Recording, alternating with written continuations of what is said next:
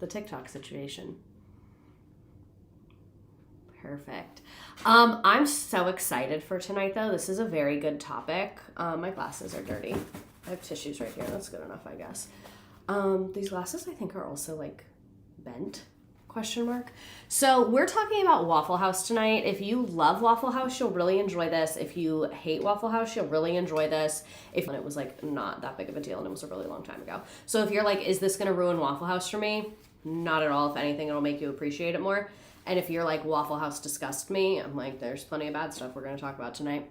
But I really stand by the title I gave this. It's like the best and worst of America, because there's really so, like, it's just so much to unpack. And I honestly could have included more, but we were already at like 80 something slides. So I was like, that's just simply all that we're going to be doing today. Oh shit, I forgot to open the game in another window. I'll just keep that down there. Sorry if my screen just did something crazy looking. What was I about to say? But yeah, I thought this topic was so interesting. I did this whole slide deck today, which like normally I try and not do, but it just was like so easy to put together in terms of like I had no shortage of ideas and there was like a lot of information out there. And yeah, we have a lot to talk about. We could have gone for 100 slides. Well, I didn't want to rush, and the videos that we're going to watch, I really want to watch the whole things.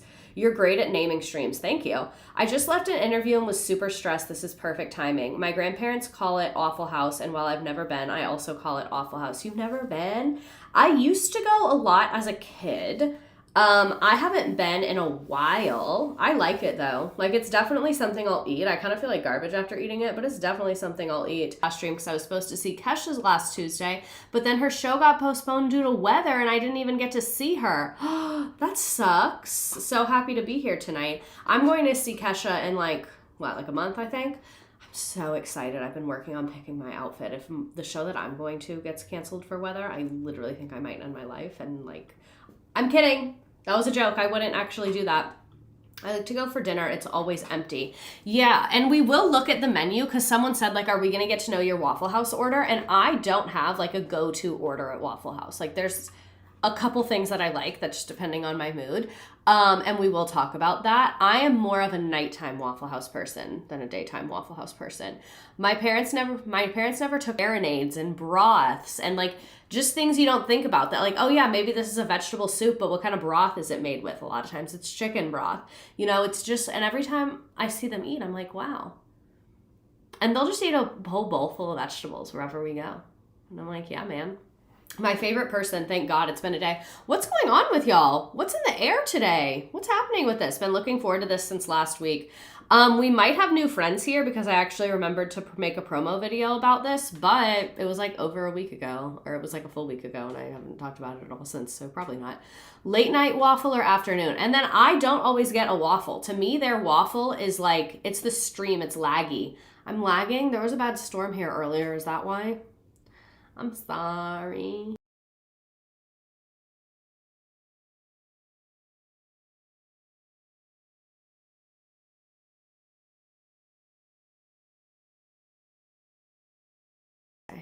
Now the screen went black. Oh no. Oh no. No. No.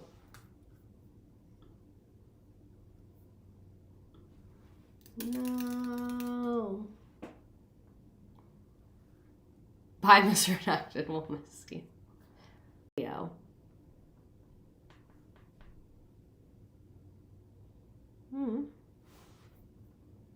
What's happening to our Wi-Fi?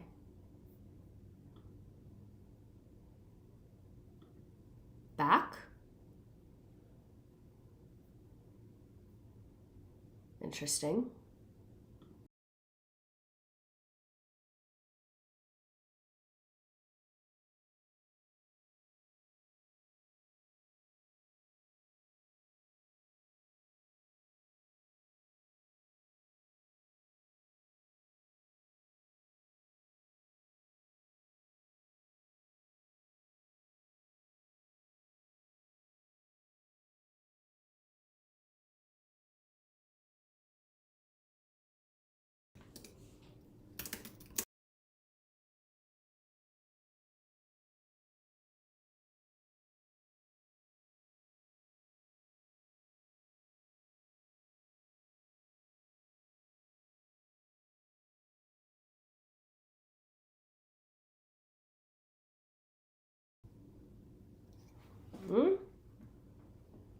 Okay. I want to give it a couple minutes. This is very strange.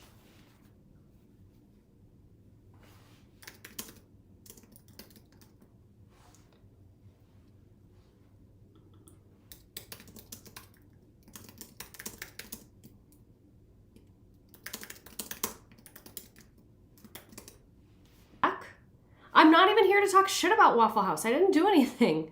Thank you, Kevin. Good on YouTube. Leave and come back if you can't see this redacted yet. I hate when this happens. Pisses me off so bad. Okay. Back on. I guess we're back. I'm scared. It's getting weird. Also, we just ate so much pasta and I keep burping. So if I burp throughout this, I'm sorry. But I kind of think that this is the perfect topic to be burping through. I feel like I burp every week though. It's because this is always right after I eat dinner. Okay. I'm going to give it a couple seconds before I really get into it. If tonight's technology is bad, I'm going to be really, really upset because this is a really good stream. But I guess the only way to get through it is to go forward. Did you end it or restart? I did not, but like my streaming platform did. So like I never closed y'all's window, but it said disconnected, attempting to reconnect for a few minutes. So it's definitely, if you were watching live, it probably said this has ended. But I didn't do that. This is just proof that technology hates teachers. You're not a boomer, but of course this happened. I need to get the fucking Ethernet set up again. I hate that my TV lags behind my laptop. God, this is horrible. We are literally in hell. If tonight's your first night here, I would say that this is not a true representation of who we are, but unfortunately this does happen like once a month. Sorry. I think we should go ahead and get into it though, because like I said, the only way out is through. So we're fucking rocking with it, I guess. Here we fucking go. So what the fuck is Waffle House? Oh my God, did it stop again? Mine didn't say it stopped. Mr. Redacted, happy to be back. I've been in an ED treatment program that kept me from coming to Tuesday's stream, but I'm about to graduate from it. Oh my gosh, thank you, Megan. And congratulations, or like, nice work. I'm proud of you, graduation. Like, great. Everyone give Megan her flowers. I really, really, really hope that it didn't cut out while I was just talking about that. I took a screenshot of it. I'm so proud of you. Congratulations. Oh my God, that's so exciting. And you've been here for 38 months. Like, I've really been a constant in your life, and you've been a constant in mine. Go, Megan. Okay, while we still see if technology hates us, I am going to do a poll. Have you been to...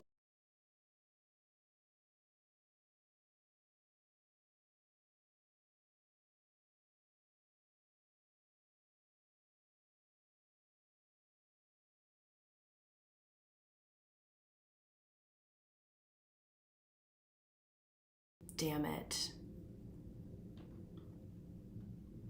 Okay.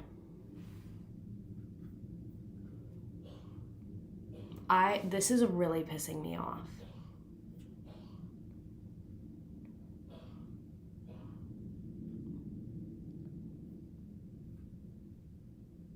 Son, don't do it. You're so sexy. Denny's must be...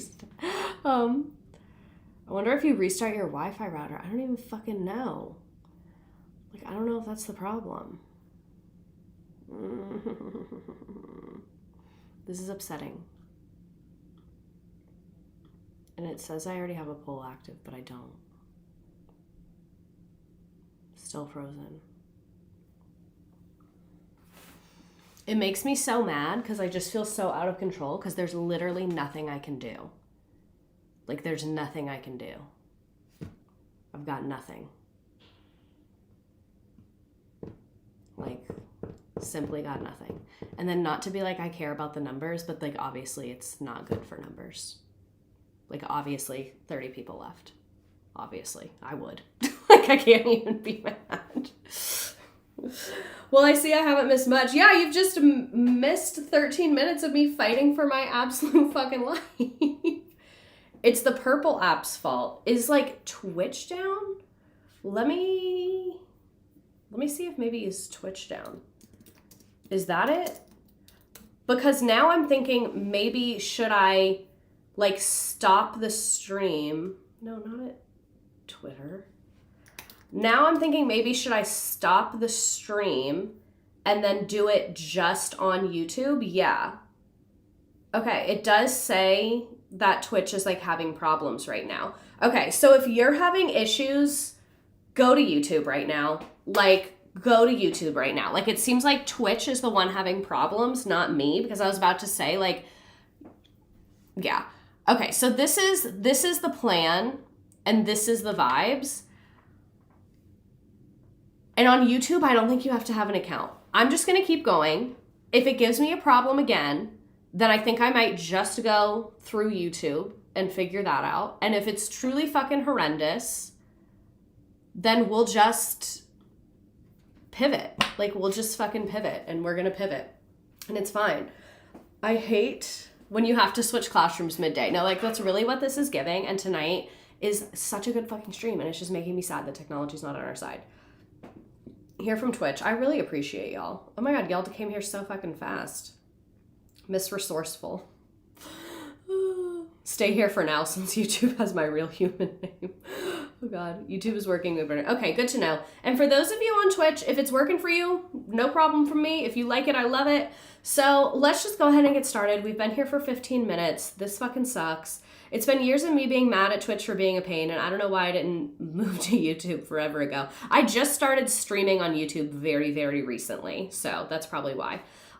So what the fuck is Waffle House? This is an American restaurant chain. They have over 2,000 locations. They're in 25 states of the US. They're mostly in the South. It says in the Midwest, but it's mostly the South, where the chain is a regional cultural icon. It's mainly Southern breakfast food, and their headquarters is in Norcross, Georgia, which is a suburb of Atlanta. So this is the restaurant that we are talking about tonight. It has been open since 1955, and the first location was in Avondale Estates, Georgia, which is also a suburb of Atlanta. It's on the east side of Atlanta, I believe. This is the original location. Today, this location is now a museum. But yeah, just to give you a little bit of the lore, this is the historic sign outside of the original location. At this location on Labor Day 1955, Avondale Estates neighbors Joe Rogers and Tom Faulkner. Faulkner is quite a last name. Faulkner's quite the last name. Founded the first Waffle House restaurant. The name was inspired by the most popular item on the original menu. The restaurant's focused on fast food speed and round-the-clock service reflected the mid-century societal shifts towards an automobile culture. If you have watched my streams about like the 1950s and car culture and things like that, you know exactly what they're referring to. As the suburbs and interstate system developed throughout the region and the nation, Waffle House grew to include over 1,600 locations nationwide. This is an old sign. Like I said, I think it's now 2,000. Becoming an American cultural icon, open 24 hours a day, 7 days a week. In 2004, Waffle House reacquired the original restaurant and opened it as a museum in 2008. You cannot just go to this museum. It's like private only. Y'all are quiet on YouTube. YouTube is quiet. YouTube is definitely the quiet kids in the class, but I'm not having issues now, so we'll see. So yeah, what was I going to say? Like, I thought you could just like go here. I looked it up. No, they only do like field trips and like events and stuff. I don't think you're a museum at that point. I just don't think you are. So this is straight from the Waffle House website, our story. In 1955, World War II ended in 1945, just to give you a context of what's going on in the world at this time. Two Georgia neighbors opened up a restaurant that would change the world. They were living in Avondale Estates, Georgia, when they decided to open a 24-hour sit-down restaurant for their friends and neighbors, focused on people on both sides of the counter, meaning their employees and their customers. The first restaurant opened the door to create the Waffle House brand you see today. As this movement began to expand, new restaurants were built in Georgia as well as neighboring states, and the yellow sign became a familiar landmark along city streets and interstate highways across the country. They have a gazillion locations. They're still open 24/7. More than that, Waffle House has always been about the people Joe and Tom cared about in 1955, our associates and our customers. Waffle House was founded on the principles of providing the friendliest service in town while also offering the opportunity for rewarding and quality careers. Today, Waffle House continues to provide, this is again from their website. So if you're like, wow, misredacted, this is reading as corporate propaganda, it is literally corporate propaganda from their website that I'm reading to you. There will be non-corporate propaganda tonight as well. You know me. Where was I? Career opportunities for more than 40,000 associates. These associates are the Waffle House to their customers. They provide customers with a unique experience that keeps them coming back for more. Whether you all are a Waffle House regular or this is your first time experiencing our restaurant, we welcome you with open arms. You are now a part of our Waffle House family. We aren't in the food business, we're in the people business. She says they only do field trips, as if we aren't a class who would love a field trip. That's actually a phenomenal idea. I actually am going to contact them and be like, can I come there, just me, and just film it? Can I live stream from your museum? If I had planned this further in advance, I maybe could have made that happen, but I'm just going to be like, hey, do you think they make food in the museum or is the kitchen closed? I've looked into this extensively. So yes and no. Like I said, you have to book a tour there, but part of the tour is like you make things with them using the equipment and they show you like stuff that they don't serve anymore, and like it's like a person comes, I think like from corporate, and like really does it up. It seems like something, I was looking at their website when I was making this, it seems like something that's very much like corporate bonding day. It didn't seem super children-y to me. Most of the pictures I saw were of adults, and it was like a super fun corporate bonding day or like whatever. Like, I saw a bunch of pictures from, like, a real estate brokerage that took all their employees there. And, like, that, to me, I would enjoy that as a corporate bonding day. Like, we get to learn about Waffle House and make waffles. Like, they were making, like, Oreo waffles and stuff. And I was like, oh, I would go to that. I would like that. But maybe they'll let me just go. I'm mad. You guys. I'm sure you have to pay for it. I'm sure it's expensive as fuck. But what if I tell them, like, oh, it's a field trip. It's a field trip. And I like pay and everything. And then it's just me that shows up. And I'm like, yeah, I'm the field trip. And I make the person do like a one person audience thing. I think that could really be going somewhere. So here's some pictures from the original Waffle House era in 1955. I'm not sure when Waffle House integrated. I probably actually could have looked it up. I didn't think about this till right now looking at these photos. Because if you notice on the top left, that is an all-white staff. But then if you notice later, it is an integrated staff. So let me Google it. My fiance was like, oh, is tonight going to be a long stream? And I was like, probably not. And here we are. When did Waffle House integrate? I'll ask the real fucking questions. Same time as most other people. 1964. Okay. Interesting lore that I just found out. Just keep telling them all the kids got detention, so you have to live stream it to them. Like the homeschool teacher from Ned's Declassified. This is what it says. It says, the company claims it was never formally segregated. So I guess it was just up to the manager on duty, which is a crazy policy. There were sit-in demonstrations at the restaurant, and one of the founders, Joe Rogers, diffused the protest by asking everyone to come inside and sit down and cooked for them. So, like, it doesn't seem like they were like, we are going to take a stand for equality. But it does seem like when there was racial tension at their Waffle House with a sit-in protest, they were like, everyone just like, come in, let's eat, everyone chill the fuck out a little bit. So, okay, that could have been better, but it could have been a lot worse. I was afraid I was going to Google it and it was going to be like Waffle House versus Supreme Court or something like that. Horrible. So here's some more pictures from some of their older days. The uniforms are pretty cunty. I do really like them. So these are the two founders. They are old. Are they still alive? I don't know. I didn't look that up. I'm going to hope that they are. They're probably, maybe, I don't know. Joe Rogers is a little bit too close to Joe Rogan as a name. Waffles can fix this. No, and I literally think that's probably the best way to handle that. Like, it would have been better if before that they had been like, we stand for integration. Black customers are welcome at Waffle House. If you don't like it, get the fuck out. But better late than never, I guess. So who are the founders? If you know me, I am going to make a connection between your young adult life trauma and the business you started that's now a major corporation. So let's start with Joseph Wilson Rogers. Literally could not think of a more traditional white man American name. Yes, that's 1964 is the year that the Civil Rights Act was enacted, so that's why they integrated at the same time as everybody else. They said, don't get stressed. Let's have it figured out over waffles. So he was born in 1919. He's lived through the Great Depression, because we're going to talk about a lot about their company culture, and I think their company culture goes back to the psyche of the two founders. And these are men that lived through the Great Depression and then fought in World War II. So like that trauma response to business pipeline, yes, like that is where I'm at in this conversation. That's why I said like it's Waffle House, but make it sociology. I guess that's psychology. So he went to Jackson High School. He graduated high school in 1938. To be in high school during the Great Depression, Jesus fucking Christ. This water's good.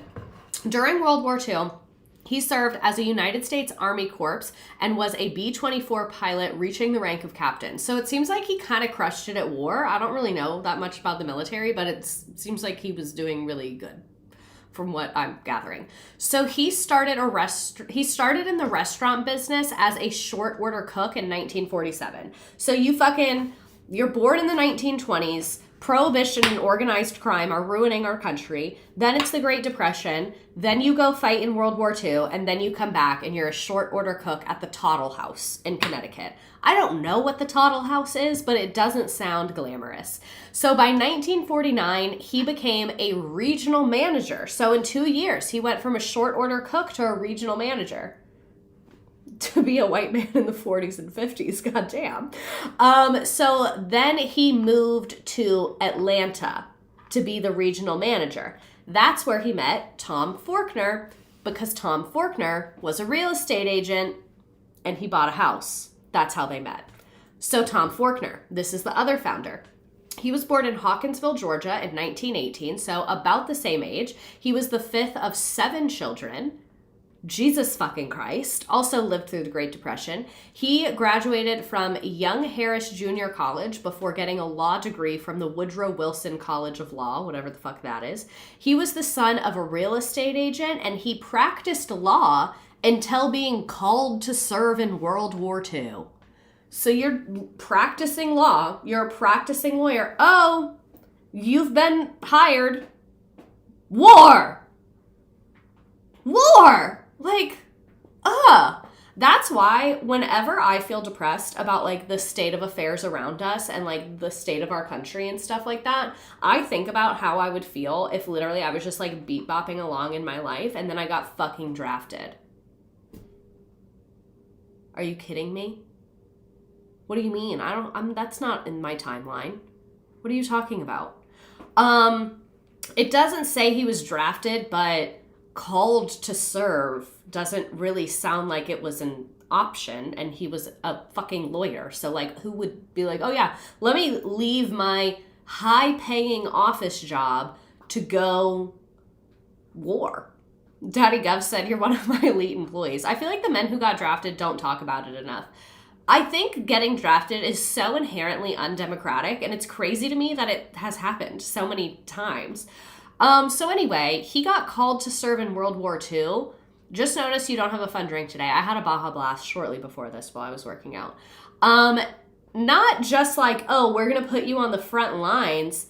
He was an intelligence officer for the Manhattan Project. The Manhattan Project is where they developed the atomic bomb that we dropped on Japan. So like, he was doing some real ass fucking shit. Like, that was a very top secret. Ethics aside, that's like crazy. Like, that's a very, very high up position. And again, if you've seen Oppenheimer, you know the ethics of that are And it's a bomb. I think you probably could have just figured that out. So he trained at Camp Ritchie and is considered to be a Ritchie boy. This is a group who was responsible for uncovering 2/3 of intelligence in the European affair. But I guess he was on the Manhattan Project part, but he was a part of this like important intelligence group. So yeah, like crazy as hell. So when it says he was called, I don't know if he was drafted like regular or if he was just like a good lawyer. So the government was like, hey, we need a favor. I don't really know what happened there. I tried to find out. I didn't look that hard, but didn't see anything. So anyway, he comes back from the war and takes over his father's real estate firm, which is how he met Joe Rogers, because he sold him a house. So yeah. So more on their military service. I assume they really bonded over this. They were born only 1 year apart. They both had served in the military in the same war. I can imagine that is a very fast way to make friends with someone because you like have this shared trauma experience. So this is a little more detail. This is from a veterans website article about them. It was like a spotlight on successful veterans. So, like we said, Tom Faulkner joined the military and served in military intelligence based out of Oak Ridge, Tennessee. And he was drafted into the Army in 1941. He was drafted. He covertly worked to transport valuable products from a Tennessee facility to Los Alamos. Los Alamos was the laboratory, I think it was in New Mexico, one of the out west ones. So his job was, I guess, to be moving like supplies to build the fucking bombs between these two locations, which like, yeah, that is like top secret information and you have to cross a whole bunch of state lines. So some people might ask some questions. So like we said, this was his job until he went home to take over the real estate business. Joe Rogers enlisted in the Army Air Corps when he was 16. That math didn't add up perfectly. So I don't know who the fuck made a mistake, but somebody did. The bulk of his service was as a pilot. His service ended in 1945, and he was a pilot instructor with the 8th Air Force at the Smyrna Airfield. Smyrna is also outside of Atlanta. And he achieved the rank of captain. And like we said, they met in 1949 when Rogers moved to Georgia for his job at that restaurant chain where he was a regional manager. So isn't it fucking crazy that if we didn't have Pearl Harbor, we wouldn't have Waffle House? Do you think about that? This is how I think about everything always. And I think that that's just wild that like Pearl Harbor in a way created Waffle House.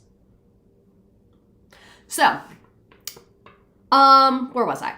They were inspired by McDonald's, and then, like we said, Rogers was the regional manager of a chain of diners. So, like, he knew the fucking business, and he proposed that he and Faulkner go into business for a quick service sit-down restaurant. And Faulkner originally was like, let's open a fucking Toddle House, which is where he worked. But Rogers was like, I don't really think that's right for this market. And after Faulkner secured the property, they developed the concept of Waffle House because they felt like it was better for the Atlanta market, I guess. So Faulkner proposed naming it after the most profitable item on the menu, which is fucking genius. That's so genius that you're like, what product do we make the most money on? Waffles, because they're very, very cheap to make. It's literally just batter. Waffle House, because then we'll be known for our waffles and then we'll make a ton of money. I also I know I probably don't seem like it because I always talk about how capitalism is evil, but I really do admire good business models because my family works in business stuff. So I've seen a lot of shitty business models. And so when I see a good one, I'm like 9/11, 50 Shades of Grey, Pearl Harbor to Waffle House. So they decided to keep a 24-hour schedule, and the first one opened in 1955, like we said.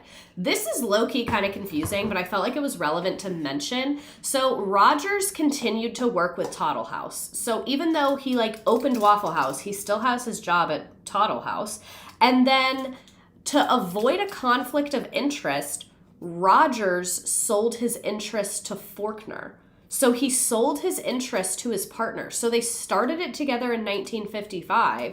And then in 1956, he sold him his half, which is very strange and odd to me. Can you hear this? I'm kind of fidgeting with a piece of plastic. I guess I should stop. But then Rogers wanted to buy into Toddle House because I guess he wanted to have his own franchise or own a piece of the business. And Toddle House was like, fuck you, Rogers. We're not going to let you buy into it. This is in 1960. So Rogers moved back to Atlanta and rejoined Waffle House. And at this point, they now had 3 locations. So it seems like they low-key broke up for a couple years. And then shortly after Rogers returned full-time, Faulkner followed, and he sold his realty firm, and they both worked on Waffle House full-time. So I guess it was like a side hustle for them. Again, to be a white man in the 50s, that a whole-ass restaurant is a side hustle. And then they were like, I guess now we want to commit? Yeah, I just thought that was a little bit odd and random. So they grow super fast. They opened their 4th restaurant in 1960, and then they began franchising. So the difference between a chain and a franchise is like, let's say I founded like Miss Redacted's coffee shop. If I open multiple new locations and I own and control all of them, that's one thing. A franchise is if you want to open a Miss Redacted coffee shop and I say, okay, here are my recipes, here's my logo, here's the menu, here's all this. You are the owner and you run it, and I do not come there. That's a franchise. So a little bit of a different business model. So now they're franchising, which is a bigger, stronger way to make money. And they slowly grew to 27 stores by the late 1960s before growth was even accelerated more. And there is a urban myth that the doors don't have locks because they're literally open 24/7, 365 days a year. So everyone's like, yeah, the doors don't lock. They do have locks. If you've been to a Waffle House, you can look at the door handle and it has a lock on it because there's like emergencies and things of that crime, like things happen. So they do have locks. They claim to be the world's leading seller of several menu items. They say they're the #1 seller of waffles. They also make a lot of claims about pork chops, grits, T-bone steaks. They also claim that they serve 2% of all eggs in the United States. And when we had like the egg prices soared, they never went back down to pre-levels, by the way, but they started charging an extra 50 cents per egg, I think, and I think they just stopped it or they just announced it. So this is a little bit outdated. This is 2022, but this is the locations in every state. So like in Florida, we would go to Waffle House all the time. Like when I was in college at FSU in Tallahassee, Florida has a ton of locations. Obviously Georgia has the most. That's where they were founded. They have 433. And then some states like New Mexico and Arizona, they're starting to branch out there. They're getting a little bit more. But if you look, and it is a question in the game, they are primarily in the Southeast. That is by far where they're the best known. That one thing also said the Midwest. I don't really believe that. Like, look, it's all light blue. Not for me. T-bone steaks, yes, they do have very cheap steaks there. And they low-key started Chick-fil-A. I had no idea about this. In the 1960s, Truett Cathy was the owner of a diner called the Dwarf House, which was like Chick-fil-A before Chick-fil-A. And he contracted with Waffle House to sell the chicken sandwich. The chicken sandwich. He was like, I want to sell that shit. But then it was so popular at Waffle House that Waffle House was like, we don't want to sell your sandwich because it's fucking with our stuff. And then this prompted Truett Cathy to spin Chick-fil-A into its own fucking restaurant. Isn't that crazy? Also, while we're talking shit about Chick-fil-A, Chick-fil-A is not the original to say my pleasure. They took that from the Ritz-Carlton. The Ritz-Carlton offers corporate training. Like if I'm starting a business, I can hire the Ritz-Carlton to create training stuff for my employees. Chick-fil-A did that, and the Ritz-Carlton was like, you should say my pleasure, because they've done that forever. And now it's like known with Chick-fil-A. Isn't that interesting? They sold their sandwiches to evangelical Christians. So their brand is stolen and homophobic. And their grilled nuggets are very good. And I don't know what they're putting in there that other restaurants cannot figure out, but they need to figure it out. They didn't mention Waffle House in my CFA orientation. Exactly. They don't give credit where credit's due. They don't do it with my pleasure either. They're trying to erase the history, and I don't appreciate it. So this would be the world where you could get that chicken sandwich without the homophobia on a Sunday. Could you imagine? So Pearl Harbor got us Chick-fil-A. Could you imagine? Sunday, you wake up hungover. You don't want to think about God. You want to go to Waffle House and eat that chicken sandwich. I'm going to hell for buying their sauces at the grocery store. Oh my God, I know. I have the ranch in my fridge right now. I'm going to hell with you. I'm sorry. It's funny they're homophobic because so many of my coworkers at Chick-fil-A were queer. I actually made a TikTok about that the other day, and I decided it was not for public consumption, so I did have to leave it in the drafts. But I was like, if you've been to a Chick-fil-A, those gay teenagers are running that Chick-fil-A, okay? I know multiple gay people that have worked for Chick-fil-A, gotten promoted multiple times. I have seen Chick-fil-A's with entirely gay staffs. I think it needs to be studied. Like, it needs to genuinely be studied.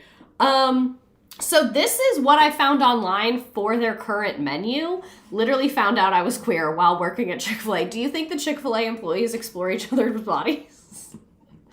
As a gay person, I do occasionally go to Chick-fil-A. It's like Starbucks. So this is what I found online for their current menu. It says Toddle House omelets, which I was like, which I'd never noticed on their actual menu. I'm going to go through some of the things that I like here. And see, they do have steaks. I have never once ordered a steak at Waffle House.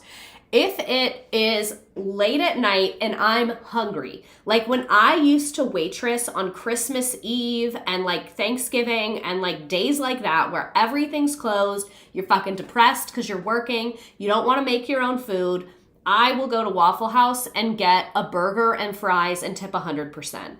Like whenever I would have to waitress on a holiday, I would get Waffle House on my way home and get a burger and fries and a cherry Coke and tip 100% because that order is like $8. And we're both working on fucking Christmas. I'm going to give you 8 of my dollars. So that is like a staple for me. I really like their burgers. They're like the smash burger, really thin. The Coke on the menu is important to me. Pepsi is not okay. I love their cherry Coke. Normally, I don't really drink Coke like that. But as a child, my dad would always get us cherry Cokes there because it's not cherry Coke like how you buy it in a can. It's Coke and they put cherry syrup and it's so fucking good. And I still to this day, I will always get that when I go to Waffle House. So, the hash browns. This is what is so confusing to people. Smothered, covered, chunked, diced, peppered, capped, topped country. Most people say smothered and covered or scattered all the way, whatever. If you can see, it's really, really tiny. They mean different things. So smothered is sauteed onions. Covered is melted cheese. I like to get my hash browns smothered, covered, and diced. Diced is with grilled tomatoes, which I know this is like diabolical to people, but this is my breakfast order if I'm going to get breakfast. I like hash browns with the cheese, the onions, and the tomatoes. Is there anything else I get on there? I don't think so because their mushrooms aren't fresh, so I don't like them. Yeah, that's how I get my hash browns. I will sometimes just get 2 scrambled eggs. Like that's pretty chill to me. And I'll just like mix it in with the hash browns. Or sometimes you can get like a bowl. I don't see it on the menu. I know I've gotten it before though. It's like a hash brown bowl with like the eggs mixed in. I like that a lot. And then if I'm going to do a waffle, a lot of people, controversial. I like a chocolate chip waffle with the whipped butter. And I just mix the chocolate and the whipped butter. It gets all melty on there.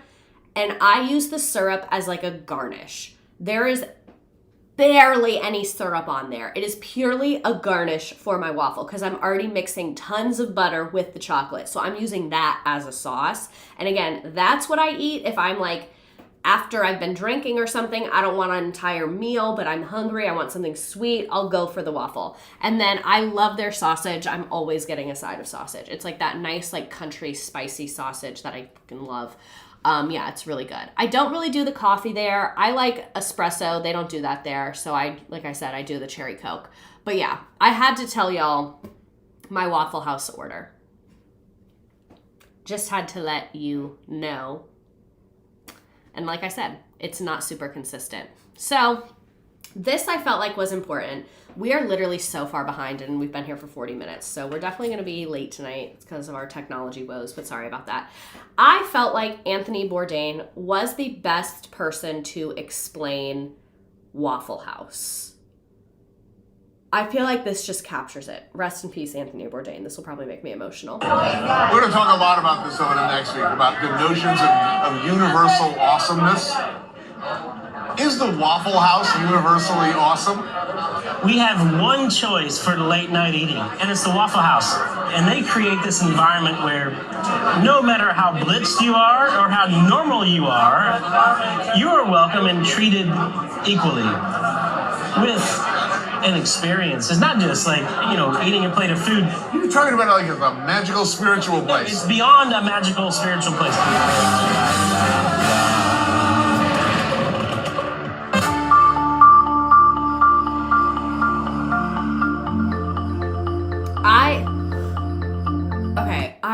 Anthony Bourdain is on my list, but like it really just makes me so fucking emotional that like I don't know if I can do it. It is indeed marvelous. I think he's just an an incredible irony-free person. zone where everything is beautiful and nothing hurts. Where everybody, regardless of race, creed, color, or degree of inebriation, is welcomed.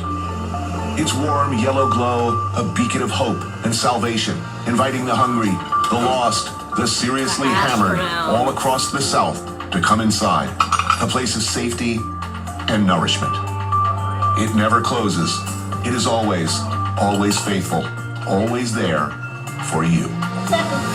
When I was a kid, I was obsessed with this place because I wanted to be a chef. And this is the only place I'd ever been to where I actually watched people cook. This was action to me. They have an I would open see these kitchen, people cooking so you can at a see like pace you sit at the for counter people and they're who were cooking like completely right out of there. control, but still providing hospitality. It was one of the things that really helped me fall in love with cooking. Waffle House. Yes. I can't believe I didn't know about this. I am unbelievably, in spite of my world travels, new to the wonders of the Waffle House. It's and cheap, unfamiliar too. with its ways. The terminology, for instance, is new to me. Now look, I'm looking at my hash brown, and I am already confused and enticed. Here's the thing, you Sausage can't gravy. go all in because you want everything. I need to make a choice. So there's a balance, and then when you find your balance, you memorize it. I go me. scattered, covered, smothered chunks. Which means I gather, scattered on the griddle, heaped with brown onions, cheese, and chunks of hickory smoked ham. That's my style. I don't like ham that much. I've been doing that I like since, pork. since day I don't like one. ham. And I don't even know what that means. You know what I know? I don't want waffles at the Waffle House. Bullshit, man. You have to have... Waffles? Okay, you have the pecan waffle. Now, so what The what best I've way devised is as if you can get a meal chef, of is breakfast food and tasting share a new waffle with experience. someone. That is you can perfect. sit down and really experience what this place does. And you start out, first thing you have, pecan waffle. Really? I don't think I've had the pecan waffle. I need to try it now. I know, I kind of want to go to Waffle House after this too. See, like the half waffle, a split the waffle, pecan waffle. perfect. Because the whole thing, like I said, it's a dessert. The whipped butter. I want it to be swimming in syrup and It is, a plain one with syrup is good. I like the chocolate chip, but the plain with syrup is that's really good. That's good. I don't know if I'd like the You pecan don't come one. here expecting the French Laundry. You come here expecting something amazing. This is better than the French Laundry, man. The waffles are huge. I've never been to Waffle House. And then, So- second course, patty. The Waffle House Choco collab that was released today, I ask for so little. Can we please cyber harass them into giving me free ones? I commented on their video and I was like, oh my God, perfect timing, you guys. Would be crazy if you wanted to send me a women's size 7. So if you guys are on social media and you see the Waffle House Choco collab, Choco is a sandal company and they are making like Waffle House themed sandals. Feel free to tag me and be like, Mr. Dak would look great in these. Like, I never really get PR and I never really do like promos because companies hate me because I always talk about politics. But I really want those fucking sandals and I'm not gonna buy them. I can't justify that. Milk, split. A lot of people do like their sandwich melts. I don't think I've had them before.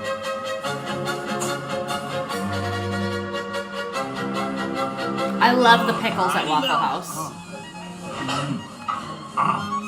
Come on. That's not insanely delicious. Insanely delicious. No meal is complete without sunny side up eggs. Oh, yeah. And then a green salad with some Thousand Island dressing would be amazing. Salad? Would you rather have thin cut pork chops or T-bone? I would like both. Both.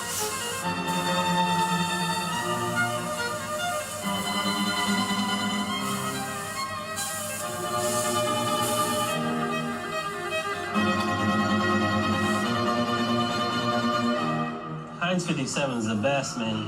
One of the more complex sauces in What? the American repertoire. Really? You want to talk about it? This is sauce work. They're doing it right. I need to go to Waffle House like This this. is gonna change your life. I was gonna stay with them and then I wanted to jump out the window. No, you're wrong. I'm sorry. Here's where we part ways, my friend. Here's my sauce. After a few bites of waffle, A burger, a hunk of generic T-bone, and some hash browns, one feels drawn right to the center of what makes First our time country watching great. live, welcome. America, yeah moment that drives me to clamber up on the counter and start reciting Walt Whitman, the Star-Spangled Banner. Oh, say, can you see? The salad everyone? kills me. I didn't even know they had that there. I've never seen that in my life. So yeah, I felt like that was the perfect video for you to see the current vibe, because I've given you the history, how they grew, how they were founded, and now you know what it is currently like, where they stand in culture, where they are in the South. They are one of the only places here that's open late. Like the South is known for things kind of closing earlier. Most restaurants close like 9, 10. So like they are the late night place culturally in the South, as someone who grew up in the South. I know, it really was the perfect video. So I debated including this, but it was just so fucking random that I had to tell you. They have their own record label. Like when I was a kid, part of the reason I loved it is they had these little jukeboxes on the table and you could like pick a song and play it. And I loved being a kid, and my dad would take me and my sister and like we'd get to pick our songs. We'd get our cherry Coke. We never really got to drink soda. So like that was super fucking lit. And I loved like flipping through and picking the songs and things like that. They have their own music label. So they've always had jukeboxes, and they have released songs from Saturday Night at My Place in 1995 by Gary Garcia, and They're Cooking Up My Order in 2006 by Alfreda Gerald. So this is one of their songs. Like they literally, their jukeboxes have like normal popular songs. I never knew they have their own music.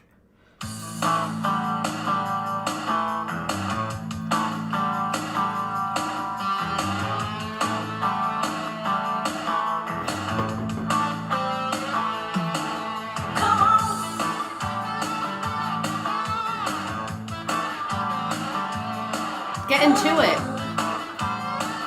Waffle House and Cookout are the only options after 9 in the South. Exactly.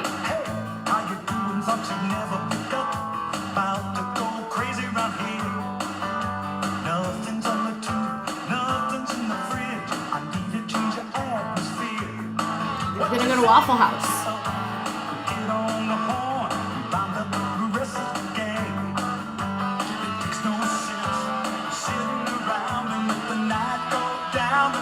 This is perfect for a wedding. It's all coming together.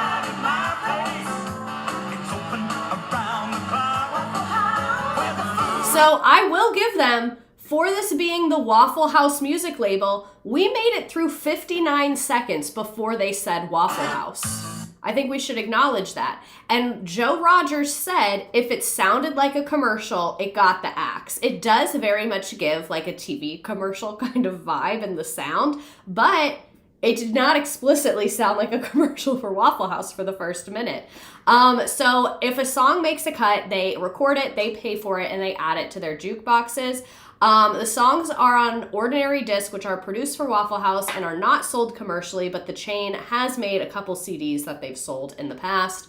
And this is from an old Atlanta Journal-Constitution, AJC article, but I think I'm going to kind of skip over this. It's really just what we already said.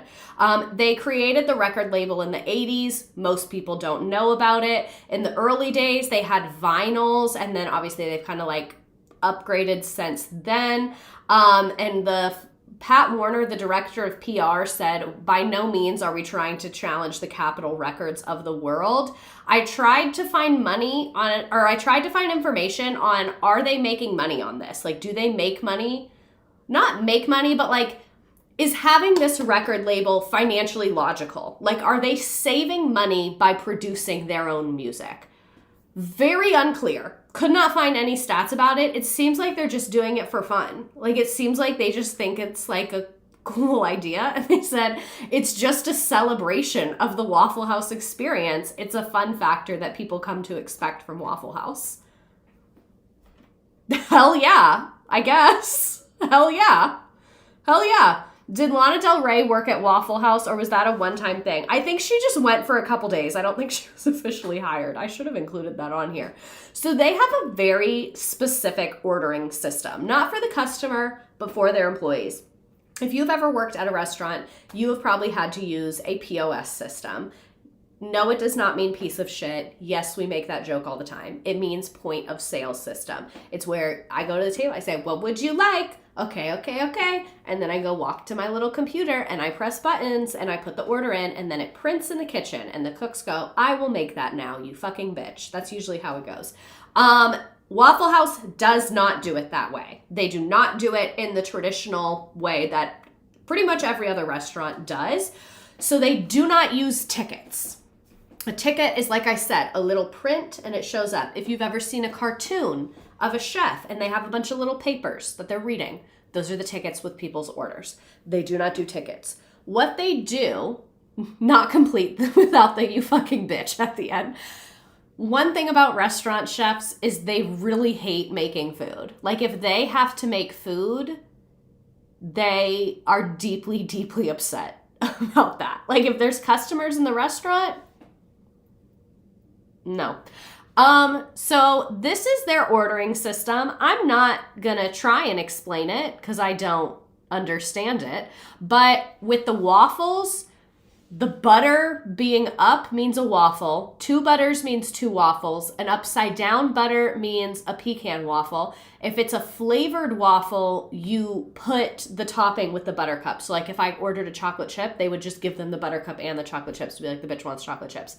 Dark waffle, having a mayonnaise packet up. Light waffle, I guess that's like a burnt or like rare. Could you say that about a waffle? The magic is that the Waffle House cooks remember all of this. No, for real, it seems so fucking hard.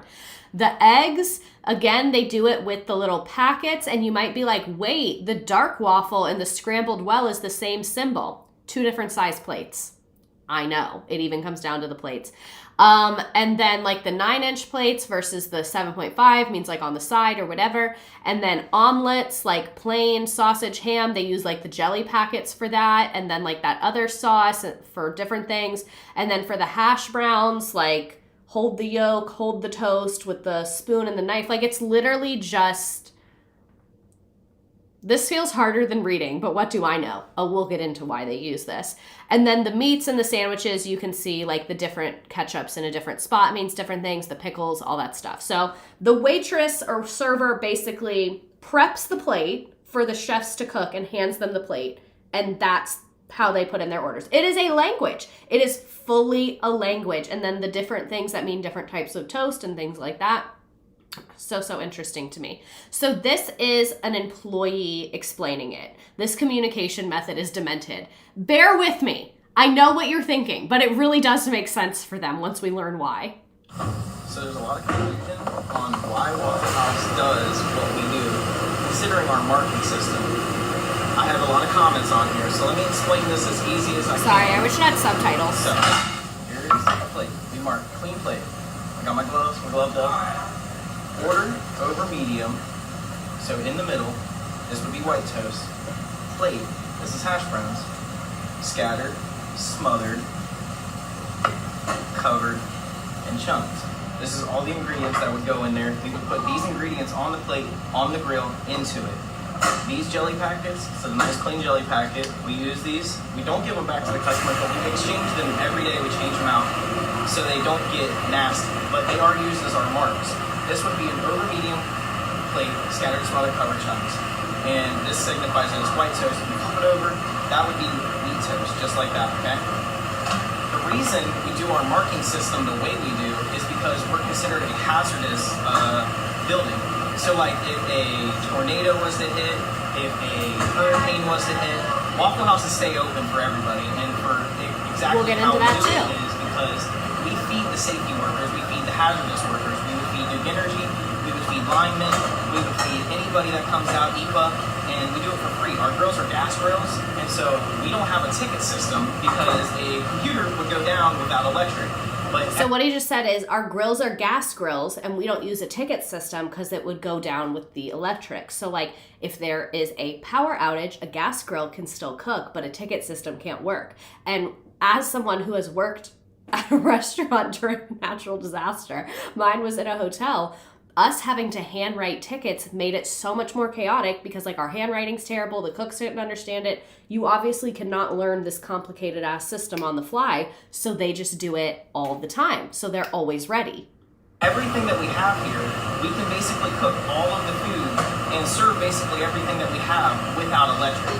And we stay open and run this way to be able to feed the people that are able to keep your lights on or to be able to help clean up the streets if anything happens. That's what Waffle House is here for, and that's why we do the marking system the way we do it. It's called a marking It's system. not They something mark the crazy. plates. It's not fake. It's not made up.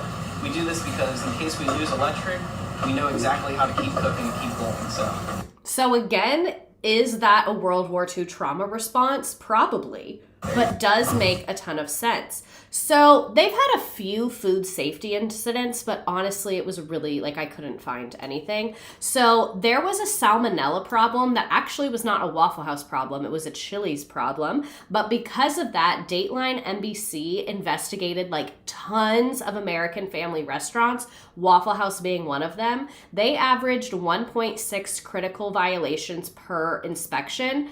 So I know having a violation sounds really scary. I'm going to tell you something that I have gotten violations for during health inspections when I've been on the clock working. Not like I did it, but like I was an employee there, so like the reports about all of us. So we once got a violation because there was a little bit of like ice buildup in one of our fridges.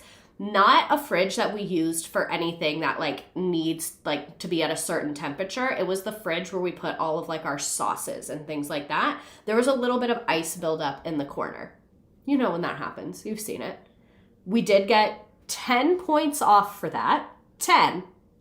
And I get why, because that can be indicative of having like unregulated temperature, which can cause people to get food poisoning. So it is important, but I was like, really, 10? And then we all had to go to a class. It was horrible. We didn't have to, but our company made us. So that's one time we got in trouble. Another time we got in trouble is a sanitizer bucket. So basically it's a bucket about this big with a rag in it that you use to clean the tables. So it's like sanitizing water. So it's like soapy water basically. We did not have our sanitizer buckets with labels that had the day and time they were created, because you're supposed to replace them. I think it's every like 8 hours. You're supposed to replace them. We did not have ours labeled with the day and time. The reason we didn't is our restaurant was so fucking busy. They were getting replaced every hour because they would look gross after an hour. So we didn't feel the need to label them because we were constantly cleaning them. So like, yes, a violation is bad, but I just wanted to give you examples so you could see that like things could be worse. And after that, I was actually low-key thrilled that we got that ding, because it convinced management, because we had been complaining to management because it was an outdoor restaurant, so shit would get gross from the elements. And we were like, these sanitizer buckets are disgusting. This is not a good method of us keeping the restaurant clean.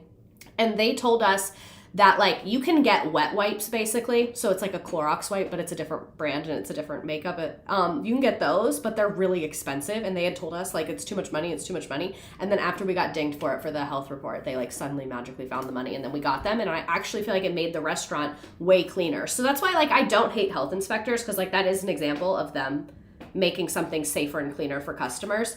And you have to temp them, that too. So like we just weren't doing that because we were literally replacing them like every 30 minutes to an hour. So we just like, that just wasn't happening. And then we ended up getting the better disposable ones that are horrible for the environment, but great for us. After seeing kitchen nightmares, I need to quadruple the amount of health inspectors. Yeah, it really, really is. At Starbucks, we got violations for not labeling the gallons of milk as we open them. Do you know how fast a gallon goes through at Starbucks? But I'm 100% glad they're so critical. Exactly. It's things like that where like, yes, the milk does need to be labeled so that you know how long it's been open. So that for restaurants that don't use milk a ton, they're not using spoiled milk. But when you're using a gallon every 20 minutes, it doesn't feel that way. So anyway, Waffle House has pointed out that they prepare all their meals in an open kitchen. I love an open kitchen. I have seen some truly fucking disgusting things in restaurants that I've worked at. So when I can see everything and I see the people making the food, Waffle House is A-okay with me from like a food safety standpoint. Where was I? There was an incident in 2019 where in South Carolina, customers were exposed to hepatitis A. After upper management found out, they closed the facility, sanitized it, and then the health officials said that they were investigating. So it seems like they have had a couple incidents, but Like you're a huge food chain. Like shit's gonna happen. Kind of like how Chipotle gives people food poisoning all the time, but I still go there. So let's get to what I think many of you came here for, and we're going to spend a lot of our time here tonight talking about this: emergency preparedness. And like I said, I think this is a trauma response from World War II. This is fully a trauma response, but impressive nonetheless. According to FEMA, the Federal Emergency Management Agency, Waffle House is one of the top 4 corporations in America for their disaster response. The other ones are Walmart, Home Depot, and Lowe's. This is a picture of a Waffle House in a hurricane.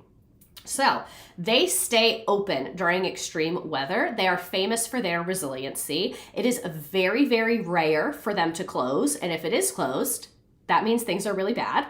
Many Waffle House locations are in hurricane-prone areas, like we saw, South Carolina, Florida, Georgia, Louisiana, places that are, well, I guess Georgia's not really near the coast, it only has a little coastline, but you get what I'm saying. Places that get hit by hurricanes pretty frequently, and the company has developed a reputation for preparedness. So this is from an AccuWeather article. So Panos Kovalis, who's the director for the Boeing Center of Supply Chain Innovation and a professor of operations and manufacturing at Washington University, said that Waffle House is a role model for their disaster preparedness. 3 stores where you can buy tools and supplies, and Waffle House. No, really, because like Walmart, Lowe's, and Home Depot are all places that you buy supplies for during an emergency situation. Waffle House is like, hey. Kovalis describes how they handle disasters. They know immediately which stores are going to be affected. They call their employees to know who can show up and who cannot. They have temporary warehouses where they can store food. And most importantly, they know they can operate without a full menu. This is a great example of a company that has learned from the past and developed an excellent emergency plan. It has a limited menu for times of food shortages and power outages. So like that guy said, they have a gas grill. So they can cook when there's no power. Not their entire, okay, St. Louis, period, St. Louis, not their entire menu, but a lot of stuff. They also have Waffle House jump teams. These are people that work for Waffle House corporate or like region or whatever, who quickly go in after a natural disaster to reopen the restaurant as soon as the weather passes. They say the only time that they close is when their employees are in danger, but there's a bunch of times that their employees were in danger and they didn't close. But I guess as soon as the storm clears, the jump team goes in and reopens the location regardless of if there's power or not. And I found a blogger who said this was in it was an old article, but there was a bunch of flooding in North Carolina. And she, I think, was a nurse and was going in to give emergency medical care. And she said the Waffle House jump team fed them. They got it open. They had a limited menu, but they were passing everything out. So crazy that literally when the first responders of the medics are there, Waffle House is already there. Waffle House is and we're here. And we are here ready to serve. So this is some of their emergency menu, a no water menu. They have a menu for everything. So no water, no electricity, and they're different. It looks like they have them multiple different ones. I saw a bunch of different pictures online. So you can see no water. They can still do a burger, a chicken, a bunch of sandwiches, and that's pretty much it. But that's really impressive to me. Emergency menu, that looks like roughly the same one. Prices include tax. Some items may not be available. Thank you for understanding. Most places would just close if they could only serve a menu this tiny. So they have become so well known for their emergency preparedness that we now have what's called the Waffle House Index. The Waffle House Index is an informal metric where basically it means if it's green, the restaurant's open, they're serving their normal menu. Yellow means the restaurant is on one of those limited menus. Maybe they don't have water, they don't have electricity, whatever. And then red is if they are completely closed. So government organizations look and they see how many Waffle Houses are open, how many Waffle Houses are closed, so that they can get an idea of how bad something is going to be. So our government informally relies on them, which is I guess I am grateful for them. That's interesting. Very, very interesting. The dread I inexplicably fear when I see the phrase Waffle House has closed completely with the bold and italics. So when a hurricane makes landfall, the head of FEMA relies on a couple metrics. There's the wind scale and then there's the Waffle House metrics. The FEMA administrator, this is a quote from a FEMA administrator. If you get there and the Waffle House is closed, that's really bad. That's where you get to work. So, FEMA, the Federal Emergency Management whatever, is relying on the status of Waffle House to decide how much effort they're going to be putting into something. And they keep saying, oh, it's not official, it's not official, it's not official. But then I find article after article after article of FEMA people being like, yeah, we do look at that. And Waffle House being like, yes, we send it to them right away. If we close a location, we call FEMA immediately. FEMA, what's the backup plan? What is the backup plan, FEMA? Like, our government relying on Waffle House is like how corporate relies on a single Excel sheet from 2006. That might be chat of the night. I'm screenshotting that. That was funny. You're very, very funny people. FEMA should be embarrassed. Like, this to me made me like Waffle House more and lose a lot of respect for FEMA. Not that I had that much respect for FEMA, but like, this is actually shocking to me. So this is from Hurricane Irene in 2011. 22 Waffle Houses lost power and only one stayed closed for longer than a day. 21 of them did not close, or at least if they did, it was less than 24 hours. So this is not an official metric. This is not published anywhere. This is not put out as like, this is emergency information, like when they put out weather things. But the company does report these numbers to FEMA, and FEMA uses it. So in the FEMA room, they're like, what's the wind? What's the power? What's the Waffle House? Like, FEMA is actively using this information. So they keep saying, oh, it's unofficial. It's unofficial, but it's in the emergency management room during the emergency. So they use this to judge a storm's impact and to figure out where to put their own crews so that their crews can be fed. FEMA is relying on Waffle House to feed emergency crews. FEMA, the federal government, is relying on Waffle House. Yes, you heard that correctly. And really the reason is because they figured out their fucking supply chain. It's all about the supply chain. If a storm is bad enough to close restaurants that never close, then we can agree that the storm is really bad. Hurricane Matthew in 2016 is an example, but the Waffle House Index also stands for something less obvious. It is an indicator of how complex and long supply chains are for food, fuel, and power. So that's why FEMA listens to them, because Waffle House has a lot of different things at play. They have, do we have power? Are we going to be able to get trucks of food in for deliveries? Like, they're thinking about a lot of different parts of the supply chain here.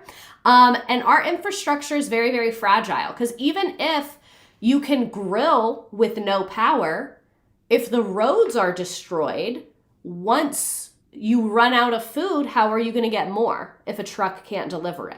So the Waffle Houses being open or closed is very, very, very informative, actually, which is so interesting to me. Waffle Houses in the federal budget. Do the Waffle House employees get paid to make up for being the backbone of America? Oh, we have a whole section about how they treat their employees.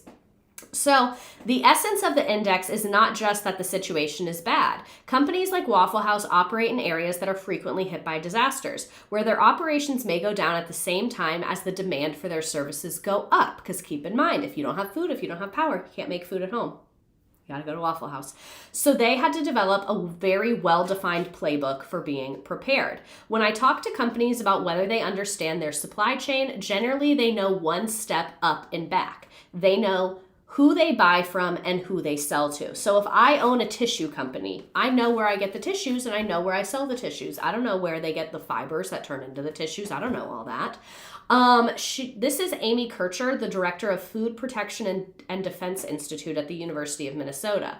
She said that most companies don't understand that there are 5 or 10 steps in the chain before the product reaches them, or the alternate suppliers that they consider their contingency plan are all buying from the same place. So if I say, oh, I can go get tissues at Walmart or Publix or Costco, they're all getting it from the same company. So if one of them's out, all of them are probably out. And that's what Waffle House understands, that most companies do not, and most companies are not prepared for. On the edge of a predicted storm, operations analyst Matt Stark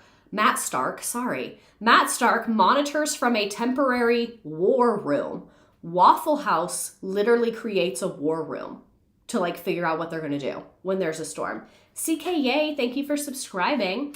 This is assembled by putting mobile giant screens in a conference room, and the company positions personnel who can swoop in.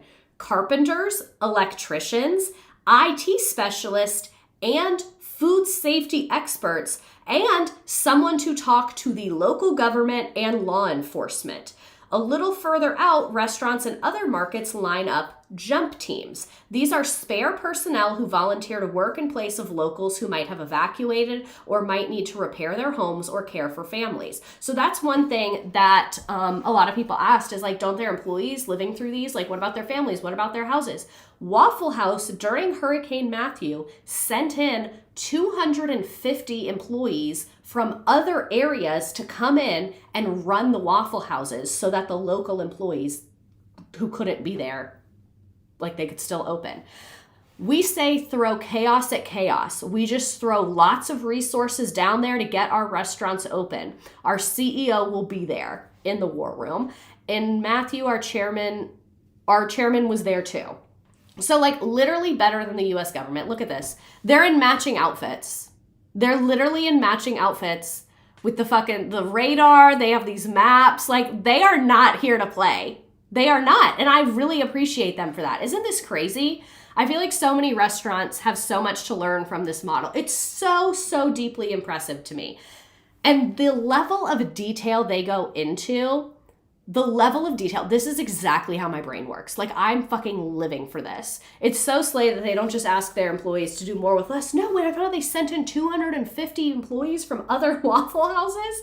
So before the carpenters or computer specialists or replacement cooks or servers arrive, the company assesses how long it's been since supplies were delivered and how crucial. So things like how long since the trash has been removed, when was the last food here? If it got there Wednesday and the storm hits Thursday, they have enough food. But if the storm hits Tuesday, we might need to hurry up and deliver more food in advance. So they're tracking the storm with their delivery days, with trash pickup, with all of these things.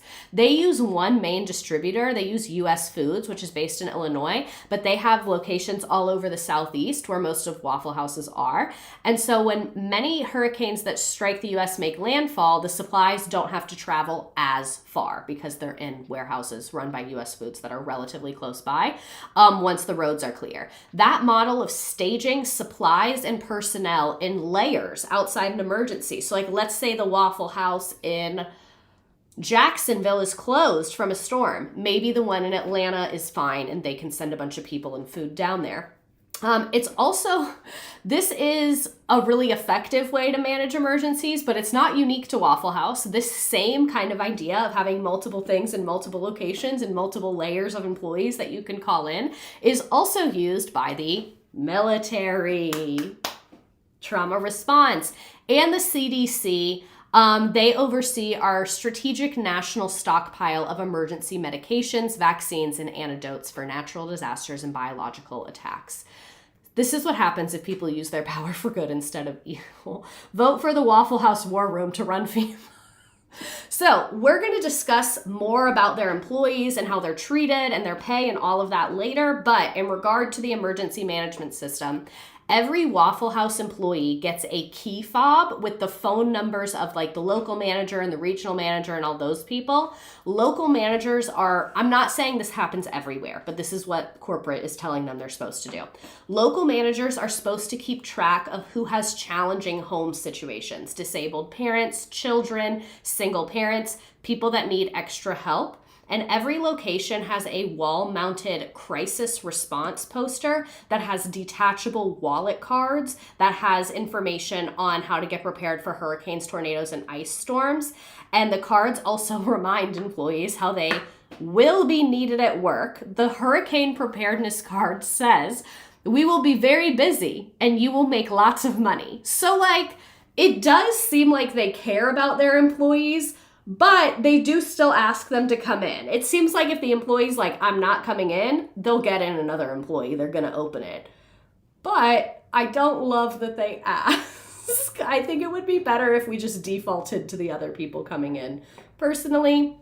But in many natural disasters, they've literally been a beacon of hope to people, and it actually makes me emotional. So during Hurricane Irene, they lost 22 restaurants, but like we said, all of them except one that was hit really hard were back in business.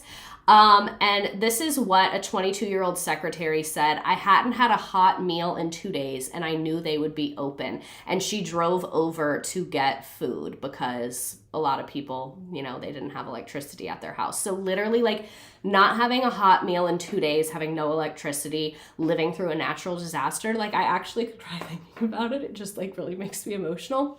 Like, sorry, I was a waitress for a really long time. I have worked through a natural disaster. I've served people in a natural disaster. And I think that like one of the basic human ways to connect is to feed each other, to give people food when they're going through something difficult. And I think it's just like really admirable that they have such a commitment to reopening and like being there for people in these time of needs. No, it's literally the comfort in the storm. Chatter, we also cried. Like, yeah, I did cry on the stream at Waffle House. And what about it?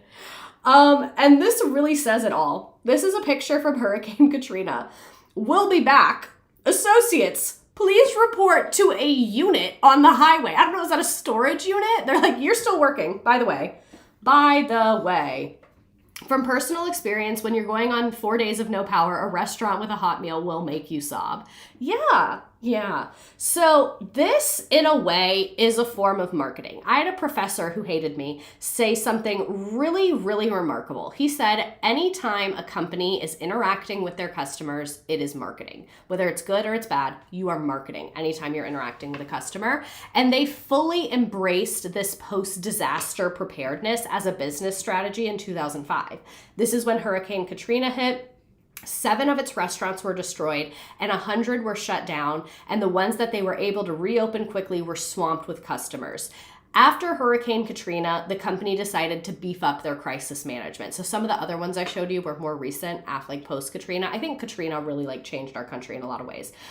So they beefed up their crisis management. Senior executives developed a manual for opening after a disaster. They bulked up on portable generators. They bought a mobile command center, and then this is when they started the employee key fobs with the emergency contacts and things like that. In an academic paper, this same guy, we already talked about this, like said they're one of the top companies. And Waffle House managers say that volume is the number of customers you have, can double or triple in the aftermath of a storm. And for a company whose sales are estimated to exceed 600 million, they will not release any information on the cost or benefits to reopen quickly after a disaster. The company says that this strategy is about marketing and goodwill, not profits, which I can see because like to get these generators there, to get a response team out there, to have to pay employees to come in and stay at hotels and things like that, that is probably not profitable. Like, it is probably not profitable to do that and then sell a limited menu where everything is $3 or less than $3. Like that you're probably not making hordes and hordes of cash, but like in the short run, but in the long run, you are. This develops a brand loyalty that you cannot pay any marketing team to create. You have to create this through connection and with actual service of people. Like, who cares if you lose money? You did the right thing, but also think about all these people that go through this trauma of a natural disaster, and then the first time they feel safety and comfort is at Waffle House. That is going to be imprinted on them forever, and they are going to be a customer for life. Is that manipulative? I don't think it is. Like, it is, but I don't think that's wrong. Like, I don't think that's necessarily bad. They're still serving someone. Like, I don't think that benefit negates the positive impact of them being known for this and reopening so quickly. If you factor in all the resources we deploy, the equipment we lease, the extra supplies trucked in, and the extra manpower we bring in, a place for them to stay, you can see we aren't doing it for the sales those restaurants generate. This is Pat Warner, a member of their crisis management team. Their hurricane playbook explains how to reopen a restaurant and what to serve if there is gas but no electricity, or a generator but no ice. So it literally is a paper handbook, because remember, no electricity. It's not like you can fucking print something off. It is a paper handbook in all the Waffle Houses that say, what do you have, what do you not have, here's the play, here's what you are doing. An important element is limiting the menu so the company's supply chain can focus on keeping certain items stocked or chilled or frozen. They've responded to several other disasters before Irene. A lot of this is an article about Hurricane Irene. They were one of the few places to open after a deadly tornado. They began tracking Irene like 10 days before most people were. They began moving ice and eggs to staging sites right outside the disaster zone or the damage zone. So the path of where the hurricane is going, they said, we're going to put so much ice and so many eggs right next to it. So as soon as that hurricane's gone, we can truck that shit in. This seems like marketing is a side effect versus the true intention. That's what I think this is. I think it was always their true intention. And then after Hurricane Katrina, they saw how important it was. And they probably also saw how it resonated with people and made a decision as a company to be like, this is going to be who we are. Like, we're going to lean into this. Because I think it had good intention at the start and turns out to be great for marketing. I love the logistics of this prep work. I love logistics. This is so fascinating to me. On Friday, the company's mobile command center, an RV, nicknamed Stripes, was headed from the headquarters to the disaster zone. So they literally have a Waffle House command center. Power went off at a Waffle House just off Interstate 95 as Irene churned through. The restaurant kept serving until it got too dark for the grill cook to see the food. Then they shut down. Then they reopened the next day as soon as the sun came up. The lights in the freezer were not working, but the gas grill was. They boiled water on the grill and then put that in the coffee machine before the power went out. And the district manager handed employees copies of an emergency grill-only menu, which we kind of saw. And by 9 a.m., cars were lined up in the parking lot. At 10 a.m., the power came back on, and they immediately added waffles to the menu. This is so reassuring to learn about. I'm glad. Like, this literally, I think, is like an example of one of the best things that a corporation is doing. So Matthew Ray Booth lives a few miles away, came in at 4 p.m. He said he'd spent 2 days drinking soda and eating canned pork and beans. He ordered bacon, scrambled eggs with cheese, hash browns scattered, covered, and smothered, and a glass of iced tea. We didn't have no air, no place to cook, or no food at the house. So literally just like that moment of comfort that they're providing, I think, is so important. Reggie Smith is a manager who came in from 100 miles away to help get Weldon and Roanoke Rapids restaurants up and running, gestured to customers sipping coffee Sunday afternoon, including locals who'd been sleeping without air conditioning and travelers whose vacations had been disrupted. And he said, they're displaced from their life. This is a brief bit of normal. Truly unprecedented crisis response and preparedness. And I'm about to cry again. Like, I think it's just incredibly admirable. And like, to me, serving someone, like being an employee and serving someone when they're going through something like this is truly one of the most rewarding and honorable things I've ever done. Like, I have never felt so good about myself and like I was doing a good, right thing compared to when I literally was waitressing in a hurricane. Like, people are just so desperate and so grateful, and it's just like such a human moment that's so important, and it just like makes me emotional. I got chills from this slide. I know, it's literally incredible. And yeah, I knew I was gonna cry. Like, the camaraderie, the community, the hospitality, the logistics, it takes like, this is a combination of two things I'm really passionate about. One is like having empathy and helping people, like having community. All we have is each other. That's really all we have. I'm also very passionate about logistics.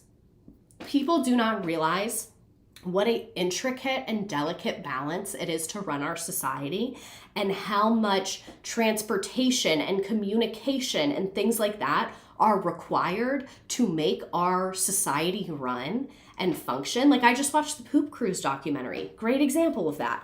So like, to see a company take that logistics seriously, because I've worked in so many places that do not take their logistics seriously. To see a company that takes their logistics so seriously and has invested enough time, money, and energy to really make this be something that's like so good for people and so needed in our society, because I think that like emergencies and natural disasters are only going to increase through climate change, and I think that our government is just like completely unprepared for it, and it just like makes me happy to know that like this organization and these people are so highly committed to this.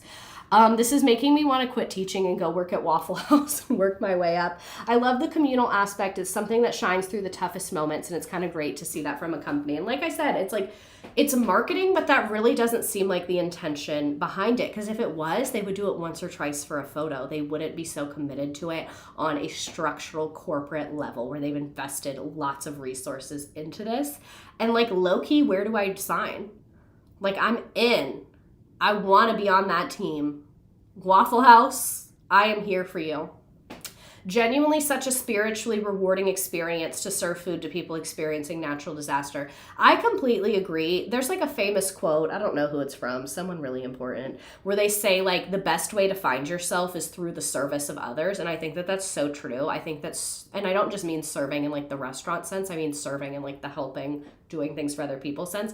I think that like being in service is the most fulfilling thing. Like, I truly think, maybe this is just me, but like, I really think it's what human beings were put on earth to do. Like, we are so much stronger together when we look at each other through like a service mindset. I feel like I get the same feeling I get catering funerals. I could see that as well, where it's like people at their lowest and being able to provide them comfort and a meal is just a very like, It's just sad to think all of our systems could work if we could just fund them and have the resources to do it right. Oh my God, I know. It's so fucking depressing.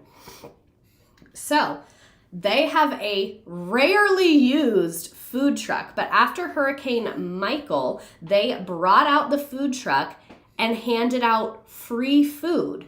This is standard operating procedure when dispatched in an emergency. So you notice the people in line, this is for emergency responders, but this is the Waffle House tweet. This is from 2018. It says the food truck will be giving out free food again until 4:30 p.m. in Panama City. Scattered, smothered, and recover. Like, they don't have to do that because look, the restaurant's literally destroyed. The sign has one S, and they pulled up with a fucking food truck to feed the first responders and the people that did not evacuate, I guess. I'm so sad I won't be able to finish. Mwah, bye, love you, we'll miss you. You can finish it on YouTube later. But I just think like this is just such a good corporate model for like how to actually have fucking good marketing and build goodwill. So this is from Reddit. Waffle House employees, do they tell you to show up no matter the situation? Genuinely curious. I've worked in the restaurant industry for 25 years and it always seems like people are nervous about getting to work during inclement weather. However, Waffle House is almost always open during these times. How does Waffle House communicate this standard? It's amazing to me that there's staff that show up, unsung heroes. These are the responses. Yes, it's the one time Waffle House isn't concerned with profit. It's something that started with Joe Rogers decades ago. Waffle House does all it can to stay open in emergencies simply for the sake of helping emergency workers and displaced people. As a matter of fact, areas impacted almost always cause a profit dump, but it's forgiven for taking care of feeding everyone is far more important. Food cost goes through the roof, but who cares as long as everyone's fed? It's really the company's last redeeming qualities, especially considering how greedy it has become in the last decade. This and another one.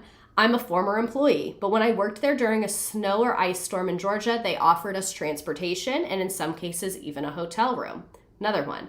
While standing around patting themselves on the back to stay open during crisis conditions, I've always felt for those workers in those stores who have homes that are also in jeopardy. Just maybe company heroic efforts to stay open aren't helping the employee victims get their lives back in order. When a city just blew or flooded off the map, asking folks to report has a tone of selfishness to it. While it may surprise management, the company is not the most important thing in their lives at a time like that. But we know that they literally don't do that. Like, they kind of are like, it would be really cool if you come in. But if you don't, it seems like they very much have a backup plan. Someone said, it's one of the reasons I applied. I love the dedication to be available for customers and employees. Someone else said, if you don't have a car, they will come get you. If you live far away, they will get you a hotel. They could care less about the safety of their employees. My last power outage, I was told, light candles and prop doors open. 65-mile-an-hour wind at 2 a.m. with the tornado warning, and I'm in a fishbowl. So this employee was basically saying they made her come in, but they do offer you a hotel and they'll pick you up. Someone else said, do they tell you show up or else? So it seems like it probably really depends on the manager. Do employees get hazard pay? This is one thing I was very curious. Someone asked that and someone replied, nope. So that's just from Reddit. I feel like we can be super cynical towards these things, which is fair. I get it. Yeah, so that's what I mean when I say, like, it is a company. They are not perfect, but it seems like overall they really are a positive force during natural disasters. But imagine you don't have power at home, but you can go to work and charge your phone and eat, and you know they'll be open with the power back super fast. So literally, when I worked through a natural disaster, it was a hurricane. I don't remember which one. And it wasn't horrible. We didn't have flooding, but the power was out for multiple days. The hotel I worked at had generators. They had things so we could still have cell phone service. I don't know how that works. And so I got to work at like 8:30 in the morning. The storm started at about 10 a.m. and by 7 or 8 p.m. it had died down. And so I did drive home. They really wanted us to stay at the hotel there, but they had 4 employees per room, and that just like wasn't really my jam. And I lived very close by, and I said, I really, really want to go home. I really want to sleep in my own bed. Like, I'm really fucking over this. Like, I've been here for literally 12 hours. And they were like, no, we don't want you to leave. You're going to get hurt. You're going to get hurt. And so I made the GM, or I promised the GM, I said, I'm going to get in my car and I'm going to drive home.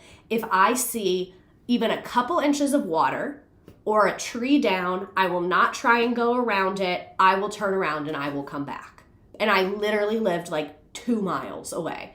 And so they let me leave and they were like, okay, you can go home. And I went home, had no cell service at home, had no power at home.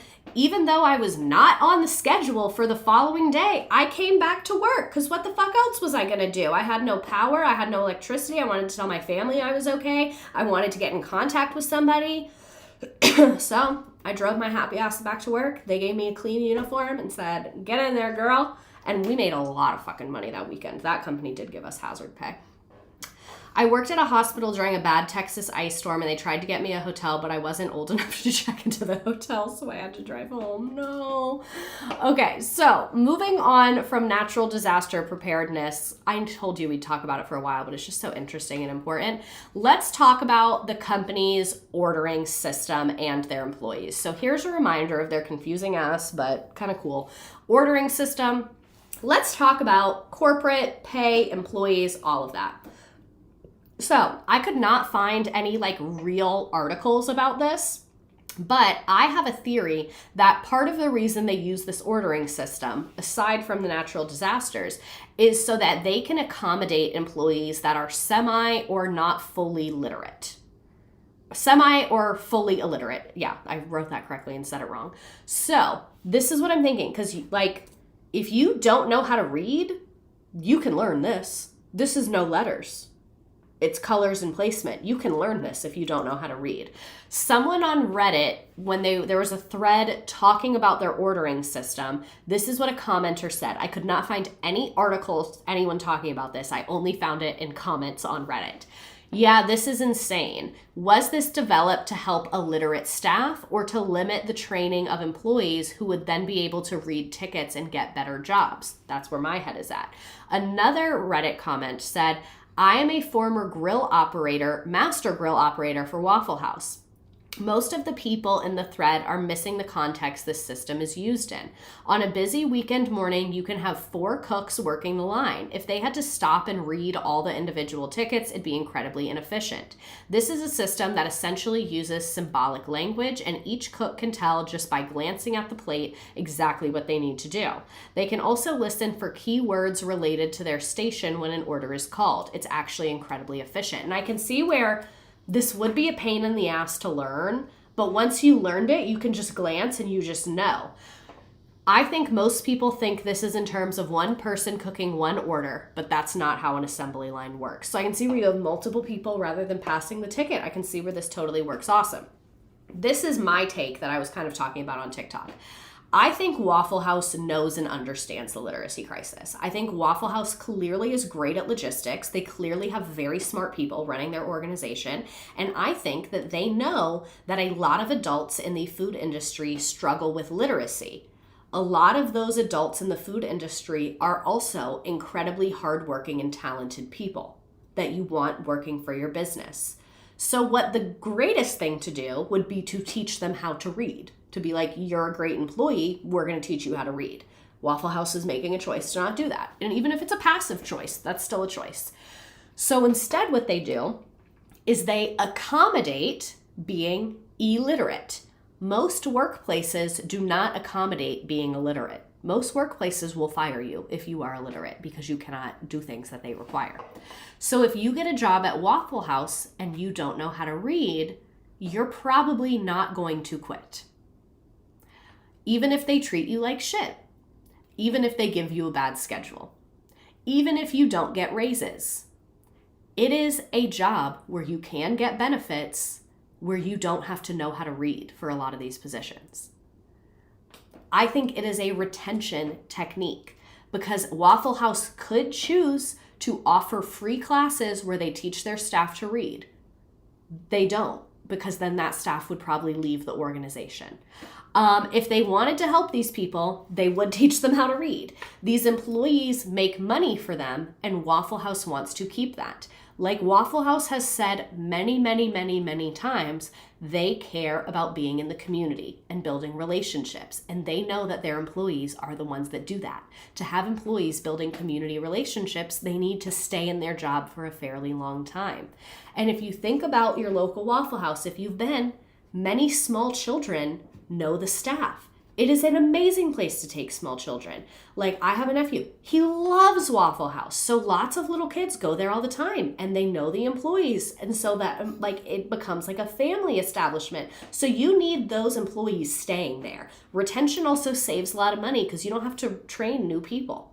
You already have them there. Those employees are also going to be better and more efficient employees that are going to make more money for your business. They're going to be like, oh yeah, get a waffle. Like them building those customers for life, serving people during a natural disaster, solidifying that relationship.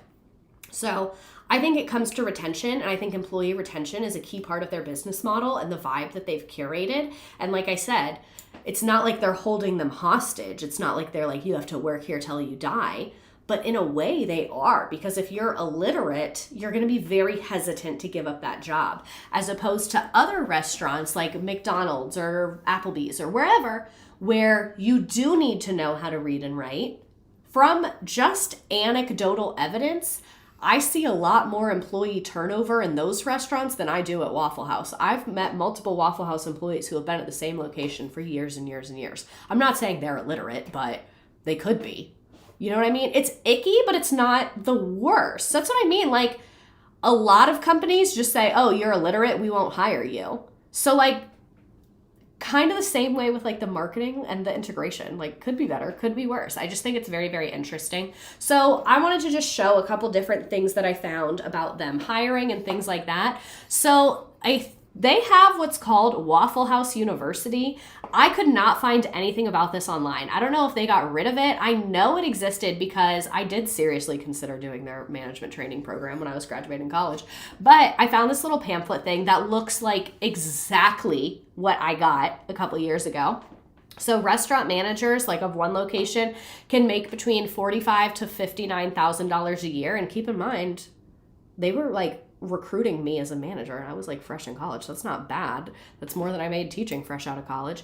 Is there something to them only being in the South? Not judgmental, just wondering. That's just kind of where they were founded and branched out from there, and it's Southern food. District managers can make 65 to 96, and then division managers can make up to 117. $14,000 stock option on your first day. 3 weeks of vacation a year. They have benefits, and they do a 3-month management training program. So the managers are on a schedule that, like, this is unheard of in the restaurant industry. I have never had a restaurant manager have a schedule like this. 6 days on, 2 days off. So you work 6 days, then you get 2 days off. Having 2 days off in a row as a manager of a restaurant is fucking unheard of. They do all their promotions from within. So all of their regional managers are promoted up. They don't hire outside the organization. 3 10-day vacations per year, paid maternity leave, 6 weeks, 8 weeks for C-section. That's not enough. Fast paced, teamwork, winning. I'm not telling you it seems like a good job, but as far as restaurant manager jobs go, this one seems a little bit better. This is the management training program that I literally was inches away from doing. If I had not gotten recruited to be a teacher, I would literally have done this. This was my top option before that happened. So this is terrifying. So there's no restaurant simulator. We believe in learning by doing. On day 1, you'll put on the uniform and walk into a real Waffle House restaurant and start working alongside a training unit manager. You'll do everything they do until it becomes second nature. During this period, you'll receive extra training from senior managers as well. Here are some details. You would be in that Waffle House war room. I just know it. No, I'm literally thinking about, like, it's never too late. I could always go do this. Like, they would take me in a second. I already fucking know. They were going to take me when I had less experience and a not as good resume as I do now. So 6 on, 2 off. You work 6 days, your 2 days off. Your day is from 6:30 a.m. to 4:30 p.m. And you have 9 to 12 weeks of management training. This is the key part. 3rd shift rotations. This is what it seems like they've done. This is what a lot of corporate management trainings do, where they go, you're going to shadow our manager. And by shadow, they mean do the same job for less money at a more inconvenient time. So I guarantee your ass is on 3rd shift a fucking lot. 3rd shift is the night shift, by the way. Waffle House University coursework, so it is some like corporate training and something like that. Lock in, you guys. Practice management by running different restaurants. So if a manager calls out, you as the training manager have to go run that fucking Waffle House. A friend of mine did this program, not at Waffle House, but at the hotel we worked for, and they literally just ran her ass fucking ragged. She was like, I'm supposed to be learning. And they were like, you are learning through suffering. Trainees become familiar with team leadership, business systems, and hands-on culture.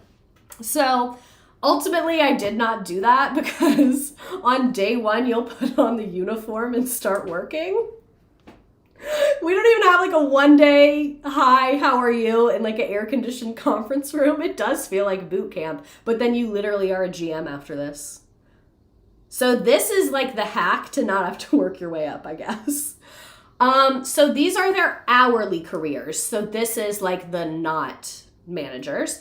So they do offer benefits. It is very rare to get benefits in the food and beverage world. Full-time associates are eligible to enroll beginning 30 days after their start date. Obviously, they don't offer it to part-time employees. There's almost no organizations that do that. And they say flexible schedules. You're going to work when we fucking tell you to. They do offer paid maternity leave.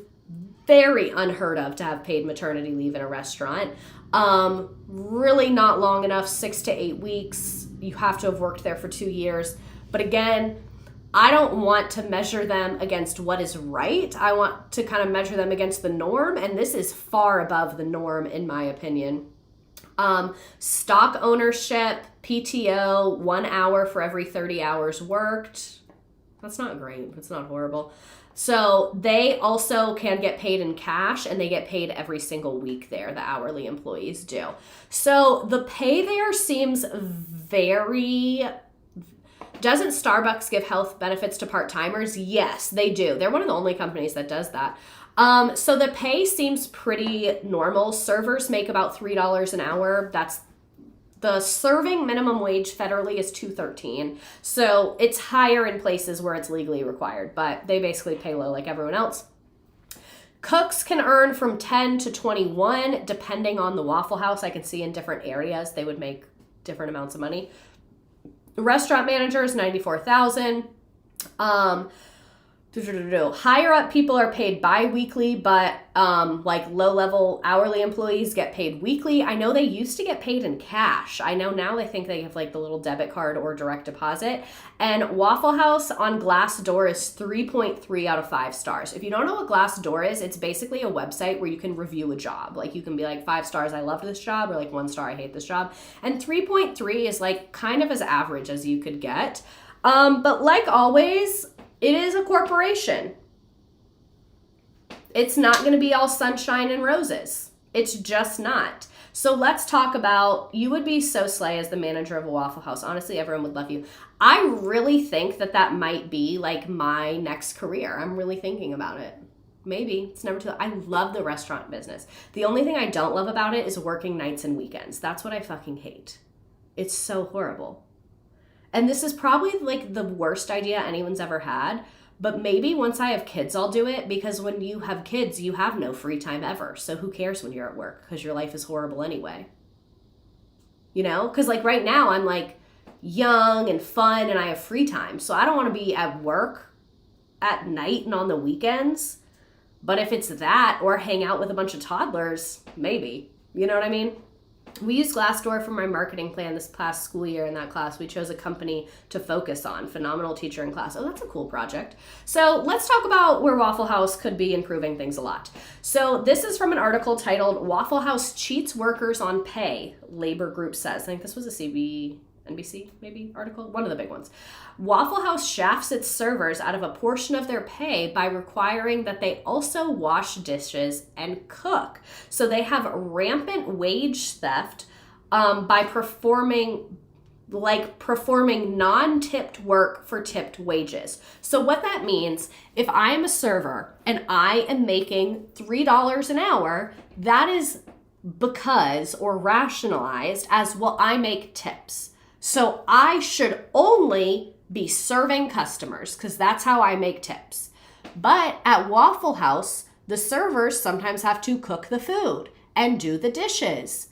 You don't make tips for doing that. So you are being paid less than minimum wage while you are doing that. So like servers, that's why they get pissed off when it's slow, because they're not making as much money. And in serving, it's called side work. So like rolling silverware, washing dishes, things like that. And you're getting paid less than minimum wage to do it, which is illegal. It is rampant in the restaurant industry. Absolutely rampant. I actually have a stream. It was one of my earlier ones. It's very old, but it's still up, called The History of Tipping, that kind of gets into who the fuck made this system and how this happened. So this union accuses the Georgia-based corporation of violating the Fair Labor Standards Act's tip credit requirement and failure to pay servers the federal minimum wage, which has been stalled at $7.25 since 2009. So this article is from 2024. Employers can satisfy part of the minimum wage obligation to tipped workers by taking a partial credit, paying an hourly rate as little as $2.13, as long as the tipped employees receive enough in gratuities to earn the minimum. So like, one time when I was working at a restaurant, I only worked one day that week. And so my paycheck was going to be less than minimum wage because I like didn't have enough tables. Like it wasn't high enough. So the company had to cover it and pay me the minimum wage. That's basically what the law is that if you don't make enough in tips to get you to minimum wage, the company's supposed to cover that. But it's an average over a couple weeks. It's not in this hour. So let's say I made $500 in tips on Tuesday, and then on Wednesday, I didn't have a single customer, and I made $2 an hour. The government considers that my money from Tuesday like covers that, and the restaurant doesn't have to pay me back for that. So yeah, it's fucked up. So in 2024, the CEO announced that the company was hiking the pay from $2.92 to $3 an hour. Perfect. And again, like this is not necessarily a Waffle House issue. This is a industry issue, and Waffle House is a leader in the industry that is making a choice to not do things the right way and is making a choice to save the money and keep it within the company. Buffalo Wild Wings, they told us they couldn't afford to pay a dishwasher or buy us pens. No, for real.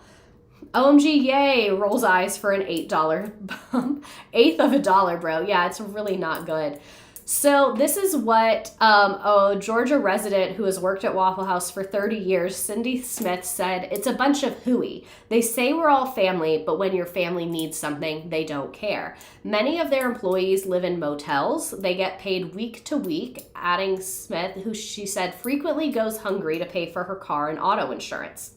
She is a server at the Waffle House in Conyers, Georgia, and she spends about 2 hours of each 8-hour shift cleaning and doing side work. And typically takes home $80 to $100 to $120 in tips a day, in addition to her $3 an hour base. She said they should compensate us for doing that labor. So because her tips work out to be above minimum wage, she's doing all that for almost no money, which fucking sucks. And according to one document, Waffle House does not employ dishwashers, kitchen helpers, or janitors, but relies on the servers to clean the restaurant and wash the dishes. And janitorial and dishwashing work are not infrequent tasks, but they are a core part of the server duties. They spend 1 to 3 hours per shift engaged in work outside of their tipped occupation. This results to between $15 to $46.8 million in unpaid wages per year, which is a lot. Waffle House did not respond to a request for comment by CBS. Oh, it was a CBS article. And like we said, they are fucking huge. Tipped workers are essentially, so they have like the equipment of a dishwasher. They do not have a person that runs the dishwasher, to clarify that. So like me as a waitress would put you are my customer. I take your dirty dishes. I put them in the dishwasher and I run the dishwasher. In most restaurants, I just throw your plate on this table and then someone else deals with that, and that's their whole job. I've never worked at a restaurant where I had to wash my own dishes. And then again, it is physically, like they have the appliance, a dishwasher. They do not have a person designated to run the dishwasher. When I worked at Bob Evans, it used to take me like 1 to 2 hours to do the side work, and we rarely ever had a dishwasher or host scheduled, and it sucked. Dishwashing and bussing tables are a separate job. Waiters do all of it in Waffle House. Yes, it sucked, I'm sure. So tipped workers are especially vulnerable to wage theft, according to the Economic Policy Institute. A recent analyst led by a left-leaning think tank found that workers who earn tipped wages are 2.3 times more likely to live in poverty than non-tipped workers, and a Department of Labor investigation of 9,000 restaurants found 1,170 tip credit violations worth nearly $5.5 million. Yikes. And so March of 2024, Georgia Waffle House workers went on strike over the mandatory meal credit deduction. This is what killed me. So apparently the company deducts $3 from every shift for an employee meal. Whether they eat the meal or not, they get $3 deducted from their paycheck for each shift. So if you work 5 days a week, that's $15. When you are making $3 an hour, that is a lot. 1 full hour. That is a lot. And $15 to someone who does not make that much money, like that is a very significant portion of groceries or part of an internet bill or a phone bill or something like that. Like $15 is like not nothing. The union estimated that the nationwide policy could total nearly $30 million deducted from workers annually. This is a quote from Cindy. If Waffle House thinks they can keep getting away with docking our pay for meals we won't eat, then they clearly don't understand the power we've built in our union. We show up, and this is, I have it at the end, but it's called like United Southern Service Workers, and it's like not a Waffle House union, but it's like a Southern Service Workers union. We show up every day and work as hard for $2.90 an hour before tips, so losing $3 each shift does real damage. We're fed up. We're going to strike and demand that Waffle House end this policy across the country, listen to us, and make changes that will keep us safe on the job and provide for our families. And 13,000 workers signed a petition to the U.S. Department of Labor demanding the federal government investigate the meal credit policy. Employee meals should absolutely be free. When I worked at that hotel, this made me so mad. I hated it. They fed us, but it was like not that good of food. We had this thing, it was called, what was it? The employee dining room, and they would have like cold cuts and bread and like random leftovers. And like it was food. But to eat like the good restaurant food, we had to pay for it. And I would always pay for it. And I would lose so much money. And all my coworkers would be like, go to the employee dining room, like make a grilled cheese. It's really not that fucking serious. And I was like, I'm sorry. Like, I want the good salad with the good chicken, not the weird, shiny deli sliced chicken. Like, I need the good chicken. Like, I just need it. And we did get 50% off the food, but it was a fancy hotel, so it was fucking expensive. And I would literally waste so much money buying food there. So, the Service Employees International Union is one as well. Not being able to opt out really sucks. You know where their shifts are far too busy for them to eat. Exactly. It's the automatic that's for me, like whether you eat it or not. I would take that shit to go every single day. Like, you're going to give me my fucking shit. And I would just take shit like groceries. I'd be like, fuck it. I want all onions. And then I'd take them home and use them. So this is a photo from their strike. So the day-long strike also followed several recent protests in the Atlanta area over safety measures at work and fair wages. The urgency of their cause is accentuated by ongoing discussions about safety concerns, particularly like natural disasters. They are also asking for a $25 an hour minimum wage and security at all restaurants. I love that they came in hot. They said, you're paying us $2.90, we want $25. 25. I like that. Come in high, because you can always go down. You can't go up. So come in high. This is another article about this like week where they had a lot of this going on. Waffle House employees gather in Avondale, the original location, to fight for better working conditions. Waffle House employees marched along College Avenue and Avondale Estates on April 25th, demanding better working conditions and increased pay for all employees in the restaurants. Waffle House servers and union members started on College Avenue across from a current Waffle House and marched to the Waffle House Museum, because remember, it's not a Waffle House anymore, it's the museum. We went to the Waffle House Museum because it's a staple landmark for the restaurant and we wanted to raise awareness about the company's practices in general, said a spokesperson and organizer for the Union of Southern Service Workers. The workers in attendance are also members of the Union of Southern Service Workers. They could have been seen walking down College Avenue with signs saying "Safe Jobs Now." They did multiple chants, including "Put some respect on our check."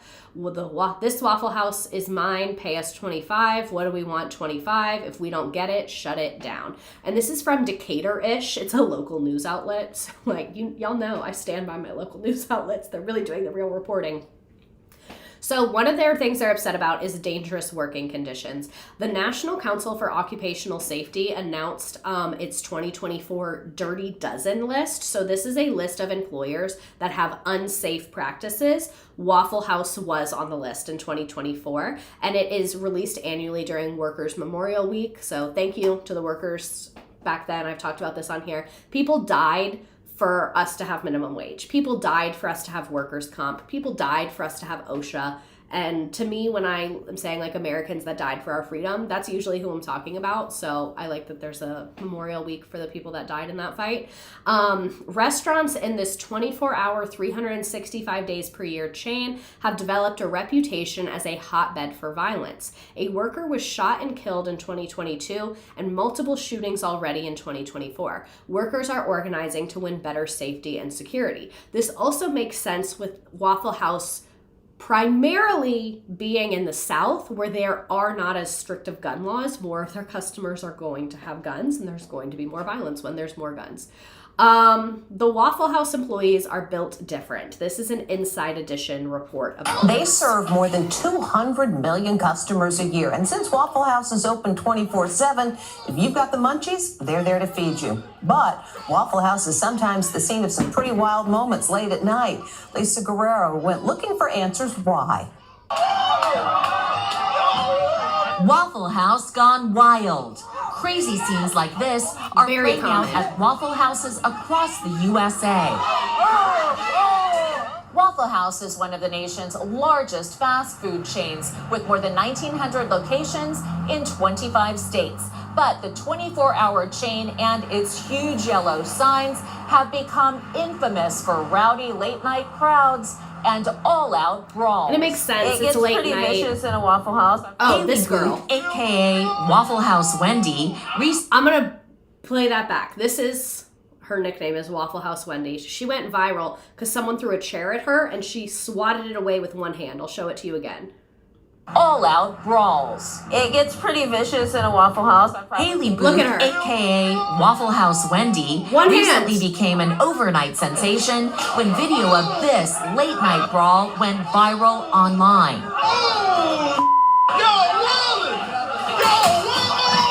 Karma.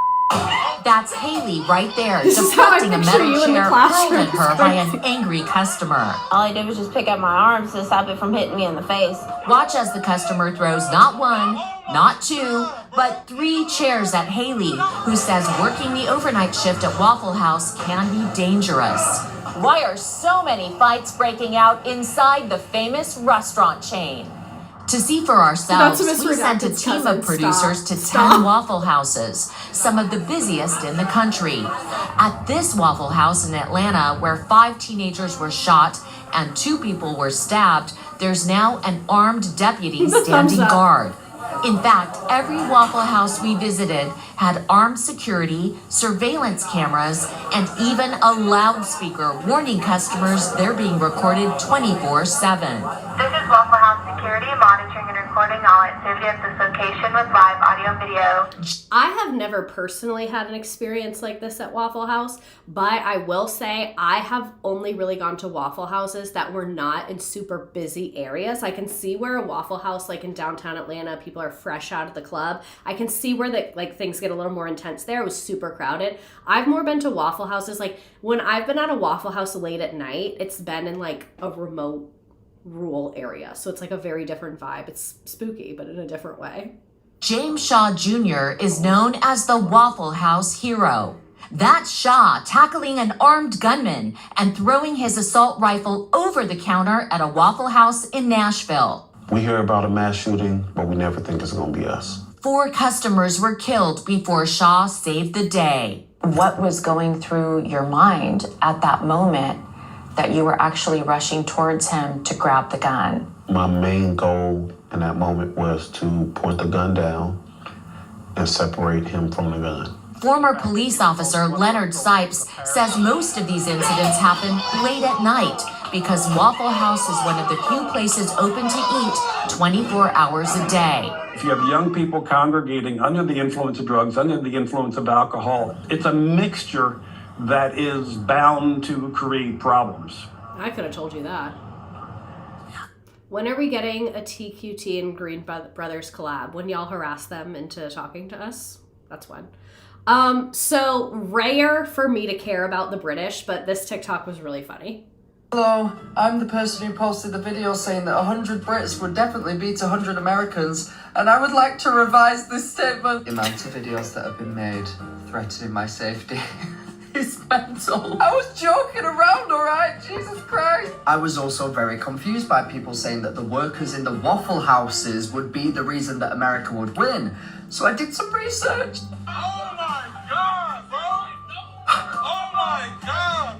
I love that clip of Haley. Was a woman Like, blocking a metal chair with just one arm, like Iron Man. She said Wingardium Leviosa on that chair. She used the Force, Jedi Queen. Like, what is going on? They're built different. And apparently this is just normal in Waffle Houses. Look at this video.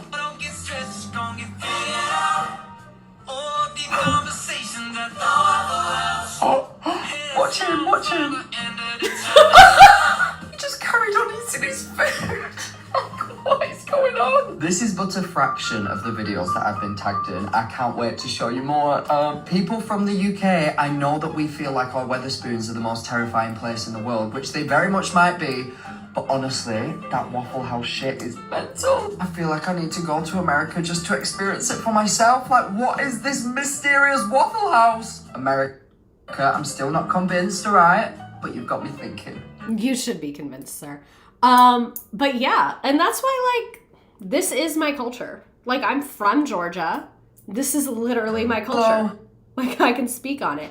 And I wanted to, like, end on something super positive because I felt like overall this stream was positive. And overall, I think out of all corporations, Waffle House is one of the ones that is better run, has been around to stand the test of time, and sometimes does good things. This is a local news reporter that posted this. A quiet moment of kindness caught on camera. 3 Waffle House employees in Madison, Georgia walked out to meet one of their regulars, an elderly man who had not been by in a while, and gently helped him out of his car. They walked arm in arm across the street and into the restaurant. Kara Bowers caught the precious moment on camera and says it made her cry. Because apparently this guy comes every day and he wasn't there for a few days, so all of them were really worried about him. So when they saw his car pull in, they all ran outside and, like, literally, God, I could cry. It's really just kind of beautiful. Like, I think, like I titled this stream, Waffle House is really the best and the worst of America. Like, wage theft, fighting, gun violence, emergency preparedness, empathy, community. You know what I mean? This is the kind of relationship you build with people. I have regulars I still think about. So I thought that was just super happy. And even though we had so many technology problems tonight, I really, really did enjoy this. And then one other thing I wanted to share is this organization seems really cool. I had not heard of them, and it seems like they're really doing important work. The United Southern Service Workers. Service workers in the South have long been excluded from unionization. Service workers are very rarely unionized. Unions are not common in the South, and so I just kind of wanted to, like, give this organization some love and some attention, because I think that it's super, super important. And honestly, I'm probably gonna DM them and try and do something with them, because I just found, like, the resilience of Waffle House employees is what I wanted you to take away from tonight. Like, if, like, the corporate, yes, is important. The resources, yes, it's important. But ultimately, it's the employees on the ground that make all of this happen. So I just wanted to give some love to the people that support the employees, because that's who should have our love. Here are my sources. There was a fucking lot tonight. And this is embarrassing. I'm going to be vulnerable with you guys, okay? This next slide is really embarrassing, but I'm going to be brave and vulnerable. I'm really proud of myself because I did not use any AI on this stream. I know.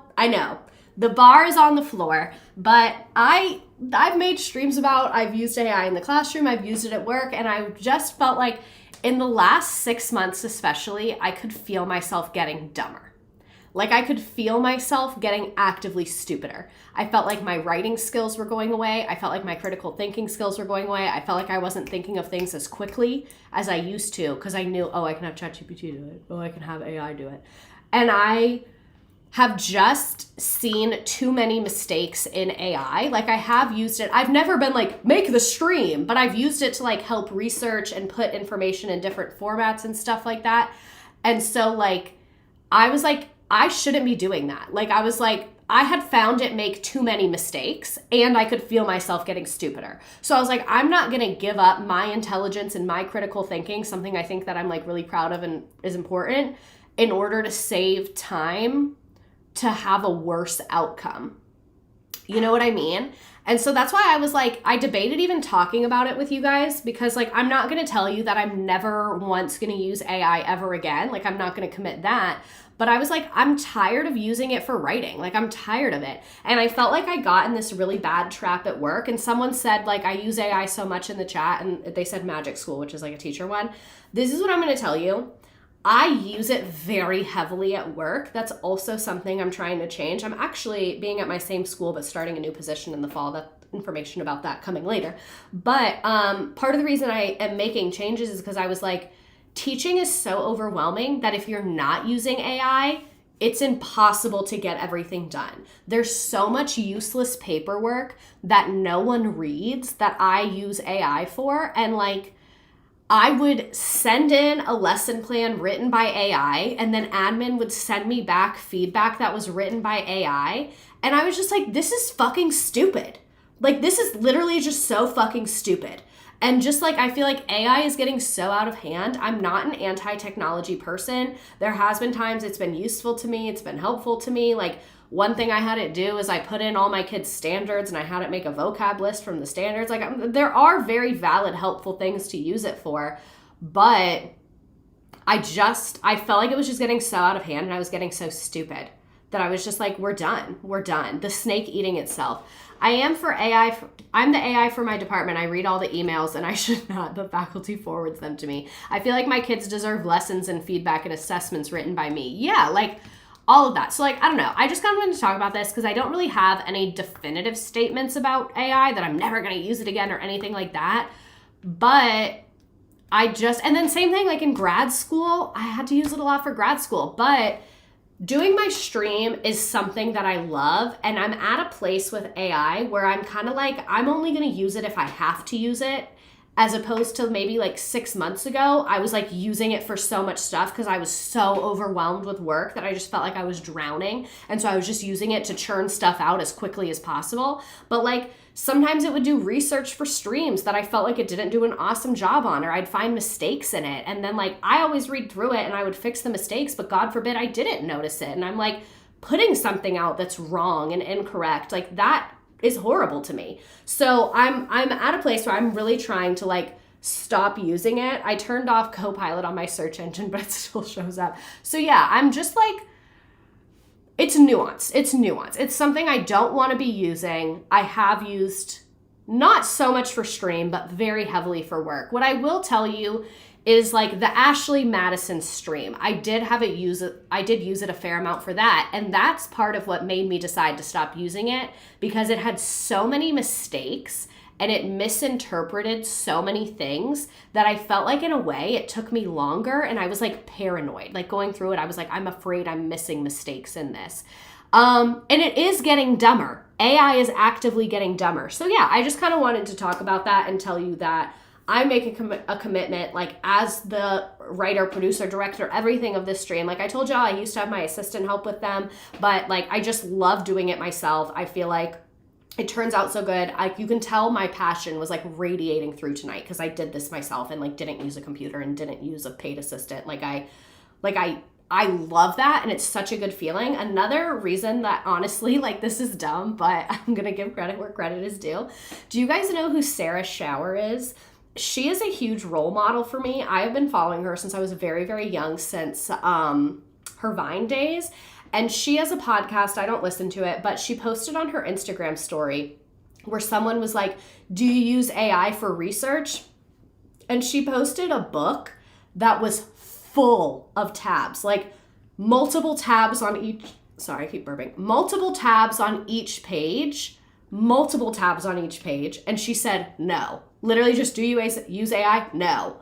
And like seeing her bring that level of fucking attention and detail and rigor and everything to her research and to her work, I was like, that fucking inspired me. Like, to see that, I was like, that's what I want to be doing. And that's another reason why, and I'll tell you guys more in the coming weeks about how I kind of changed my job a little bit. Still teaching, still at the same school, just in a different position. Because I was like, I want to have time to read more. I want to have time to learn more. Like, I feel like for the last 3 years, I've been like working. And I want to just like sit down and be like, let me fucking like develop myself. Like, I want to learn more and like yearn for more information. Yearn is the perfect word. So yeah, I just felt like y'all would be the audience to talk to about this. The one exception was an accident. When I was Googling about the pay, it had like the AI overview of the pay. But then I went and looked on like Indeed and their website. So like I'm not counting it, but it did come up first. I'm sorry. And then next week, very excited about next week. Kind of a play on Miss Redacted's favorite things, but not all of them are things you can purchase. We're going to be doing my lazy person hacks. I really think they're just efficient person hacks, and they're just ways to make your life a little smoother and run nice and smooth. So I felt like this was a really difficult to understand topic. So I wanted to give you one example before next week so you can kind of know what to expect. One example is Spog. Spog is something that I created. Spog is a very, very basic seasoning blend. It is equal parts salt, pepper, onion powder, and garlic powder. I do not measure it. I just pour it in and eyeball it. And I put it on pretty much everything because like I use those in almost everything. So why not just put them together? and use them. So like I'll take the spog, and then you can see these are my other spices. I have them on magnets on my fridge, so you can just grab them and throw them back on there, and you don't have to like organize them, and it's so fucking nice. That's another one I'll show you. But like maybe I'll have some spog and I'll add some chili pepper and some cumin. Like I don't only use the spog, but because I pretty much use salt, pepper, onion powder, and garlic powder on everything, why not mix them all together? Yeah, some of them are accessibility hacks too, so that's what we're going to be talking about next week. And the person that does my graphics is so cute. She fucking loved the spog. You can tell in like the background of tonight. And let me get our little freaking game, if I can find it. I had it up earlier. Where'd it go? That's not good. X that out. No, it literally disappeared. Okay, perfect. I'll just open a new one. It's fine. Okay. So if you don't know, at the end of every stream, we do a little game about what we learned. Y'all, I almost folded on the game with the AI. Let me tell you, this is a safe space, so I'm going to be honest and brave. So previously, when I was being lazy and reliant on AI, what I would do is I'd make the stream, I would download it, upload it into AI and be like, make questions word for word on this. The answers have to be in there because like AI is stupid. So if you just say make questions based on this, it's going to make like random shit that makes no sense. So I would tell like make questions based on this, and I would have it make like 30 questions, and then I would pick the 10 that I liked. And I was about to do that. Literally, as I typed up I didn't use AI, be proud of me, give me a fucking carrot for doing my internet job. I typed that up, and then I went download and was about to upload it, and I was like, oh my fucking God, I was about to use it. And then I was like, just think, just use your fucking brain and think, you wrote it. And then I made the questions, and it didn't even save any time. Like it was the same amount of time. I mean, like using the AI would have taken the same amount of time. By the time it makes it and I read them and I pick them. Why is AI using our fresh water? Why can't it use gray water or something? I don't want to ask ChatGPT. They're literally uploading Hitler mods to the AI. Like it's bad. It's getting bad and it's getting weird. When I felt like I learned how to use AI about 2 years ago, and at that point I just felt like it was like a tool, and then now I feel like it's overtaking our society and I don't really want to be a part of it anymore. And like, was that partially my fault? Yeah. Were people saying that the whole time? Yeah. But where the hell is this? Did it delete? Oh no, there it is. It just didn't put it in the right folder. And not AI, it being the Nearpod website. And yeah, I just like, this sounds lame, but like I should have listened to the people then, and I didn't. And I mean, I did, but now I'm just like, okay, yeah, you were definitely right. Like I didn't tell them they were wrong. Deep down, I knew they were right. I was just choosing to ignore it. Which game do we want to play? Let's do beach because of the hurricanes. That's perfect. But anyway, at the end of each of my streams, we just do a little easy, fun trivia game about what we learned. There's no prize, just bragging rights.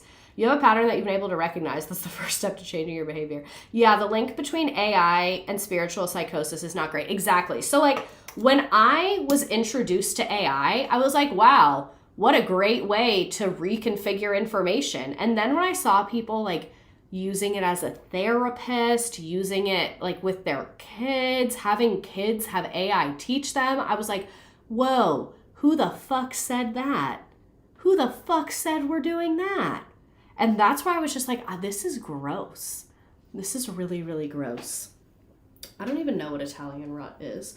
But anyway, this is the little game. I just put the link in the chat. You can join on your phone. You can join in a new tab. You can join on whatever kind of device you want to. You don't need an account. You don't have to pay money. I'm not getting your email. I don't want your data. Yeah, the Italian brain rot. I've heard people say that, but I don't know what it is. It's going to ask you for your name. Put in something fun. If you don't want your real name to come up, put in something fun, flirty, and fabulous. Yeah. I'll give people some time. This was such a good stream. Like, this one really was one for the books, you guys. Dun, dun, dun, dun, dun, dun. I'll give people a couple minutes to join.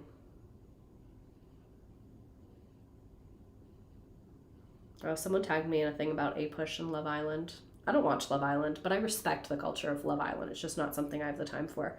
But one day, I think I might. Like, someone I follow just had a baby, so they're, like, stuck in their house because babies can't leave the house. And they were, like, first time watching Love Island because I can't leave my house. And I was like, that's, like, the exact time to watch Love Island. And, like, it'll be good for the baby. It'll develop their brains.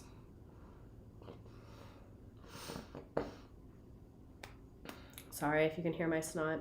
I bought a Ninja Creamy today.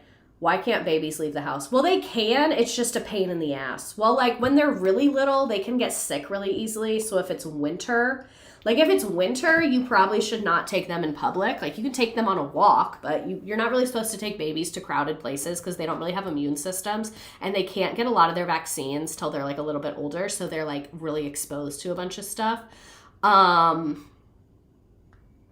In a low moment of my life, I asked ChatGPT how to be hopeful and was alarmed by how quickly it pointed to religion and justified my anger as biblical.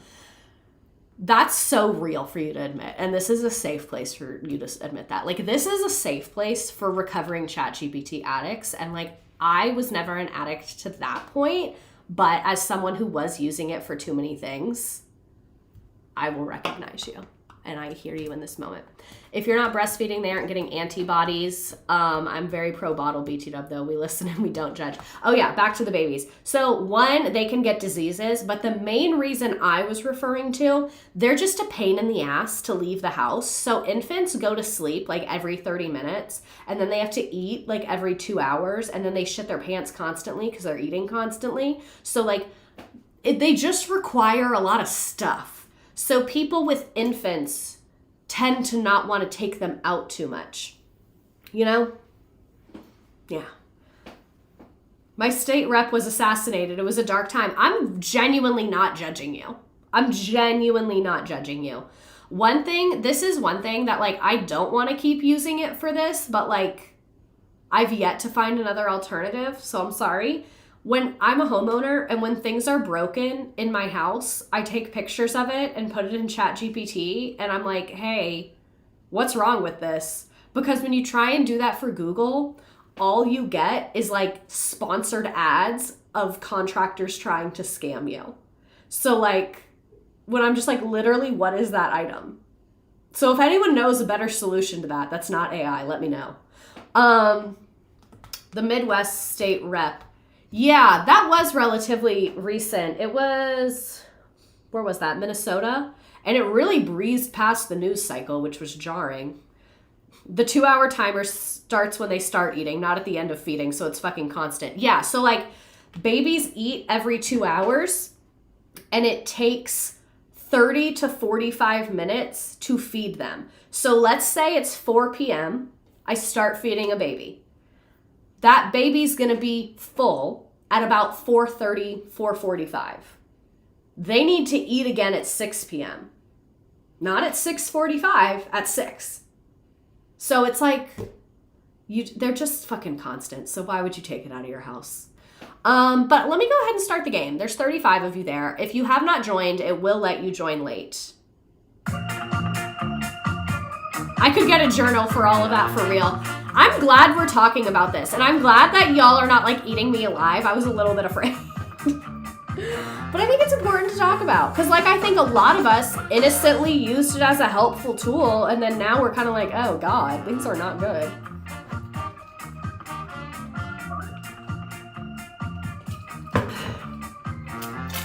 What is this from? This is a hard question because I gave you 3 similar answers.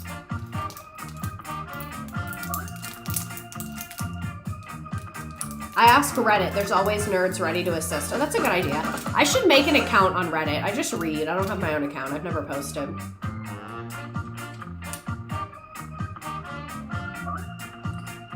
What do the 2 founders have in common?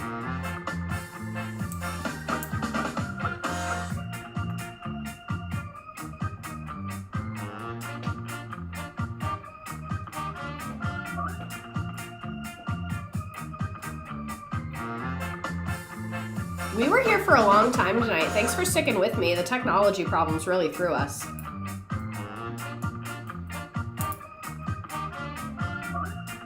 A Denny's soup spoon is killing me. Where should we go harass the Chacos people about the shoes? I commented on their TikTok, but I would imagine they're on all platforms. Let me look them up. You guys, today I had 100,000 followers on Instagram, which I truly never thought was gonna happen. So like, wow. And I'm shocked how quickly it happened.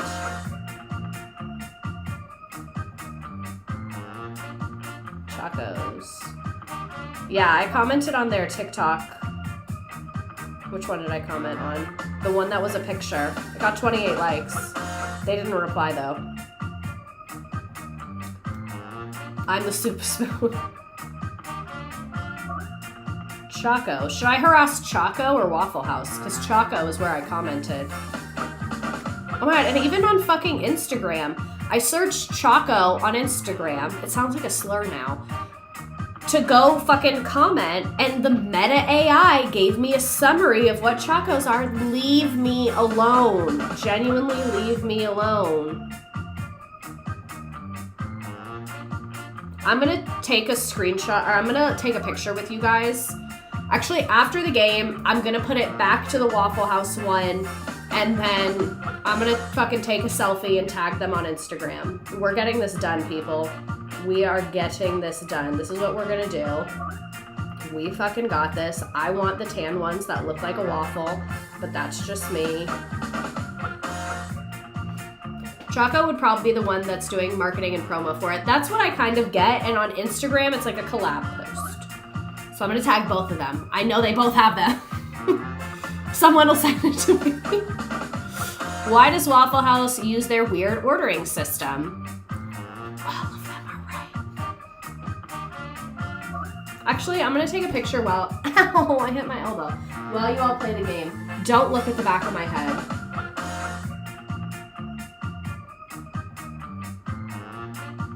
That was embarrassing. I didn't like doing that in front of you guys. Hey. Okay, and I'm gonna put it on my story, and I'm gonna tag both of them so all of you can go help me get these fucking Chocos. I'm gonna say, I try not to beg on the internet. Why did I pose like I was in the bag?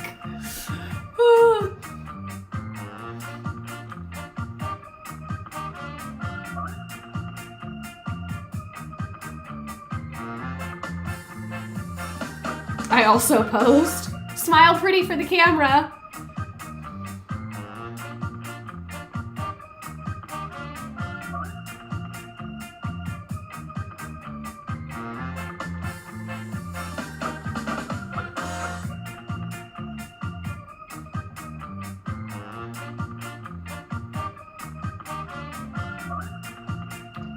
At Waffle House.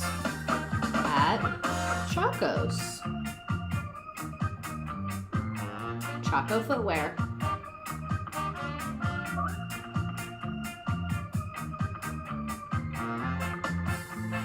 Okay, I put it on my story, so feel free to comment. I can't think of anyone who has cried on the internet about Waffle House like you have today. It's a very natural partnership. I'm sending them that too. Matter of fact, I'm gonna send them that. TBT to class pics. Oh my god, yeah, before I figured out how to do thumbnails.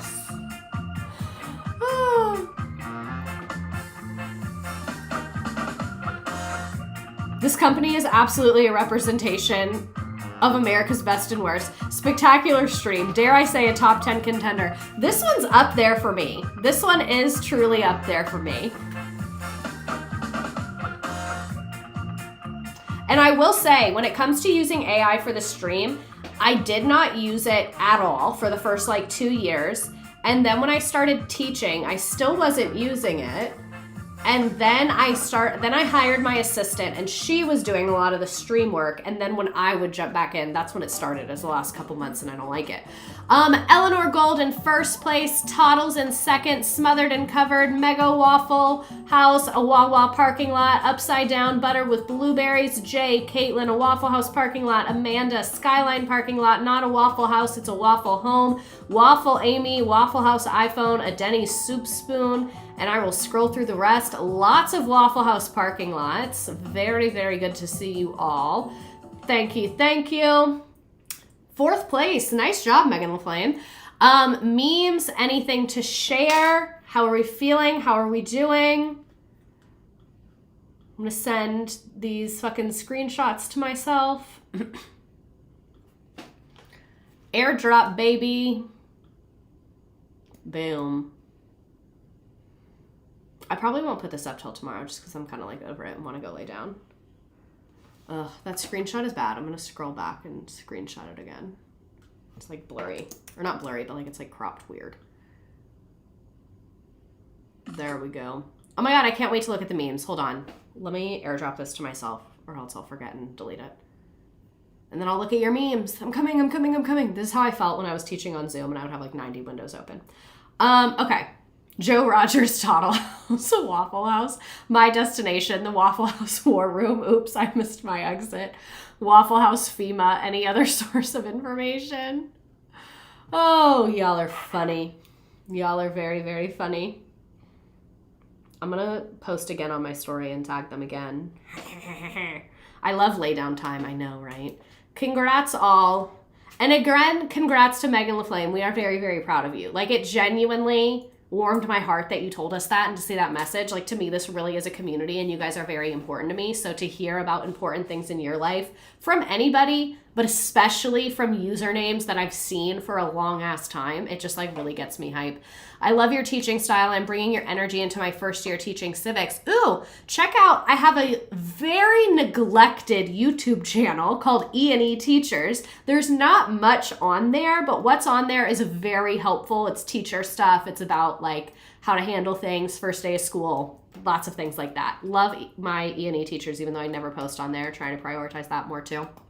But yeah, this was a great time. Thank you to everyone that stuck through the technology issues. I greatly, greatly appreciate that. I hope it was worth it. And next week I'll show you how to save some time and some energy.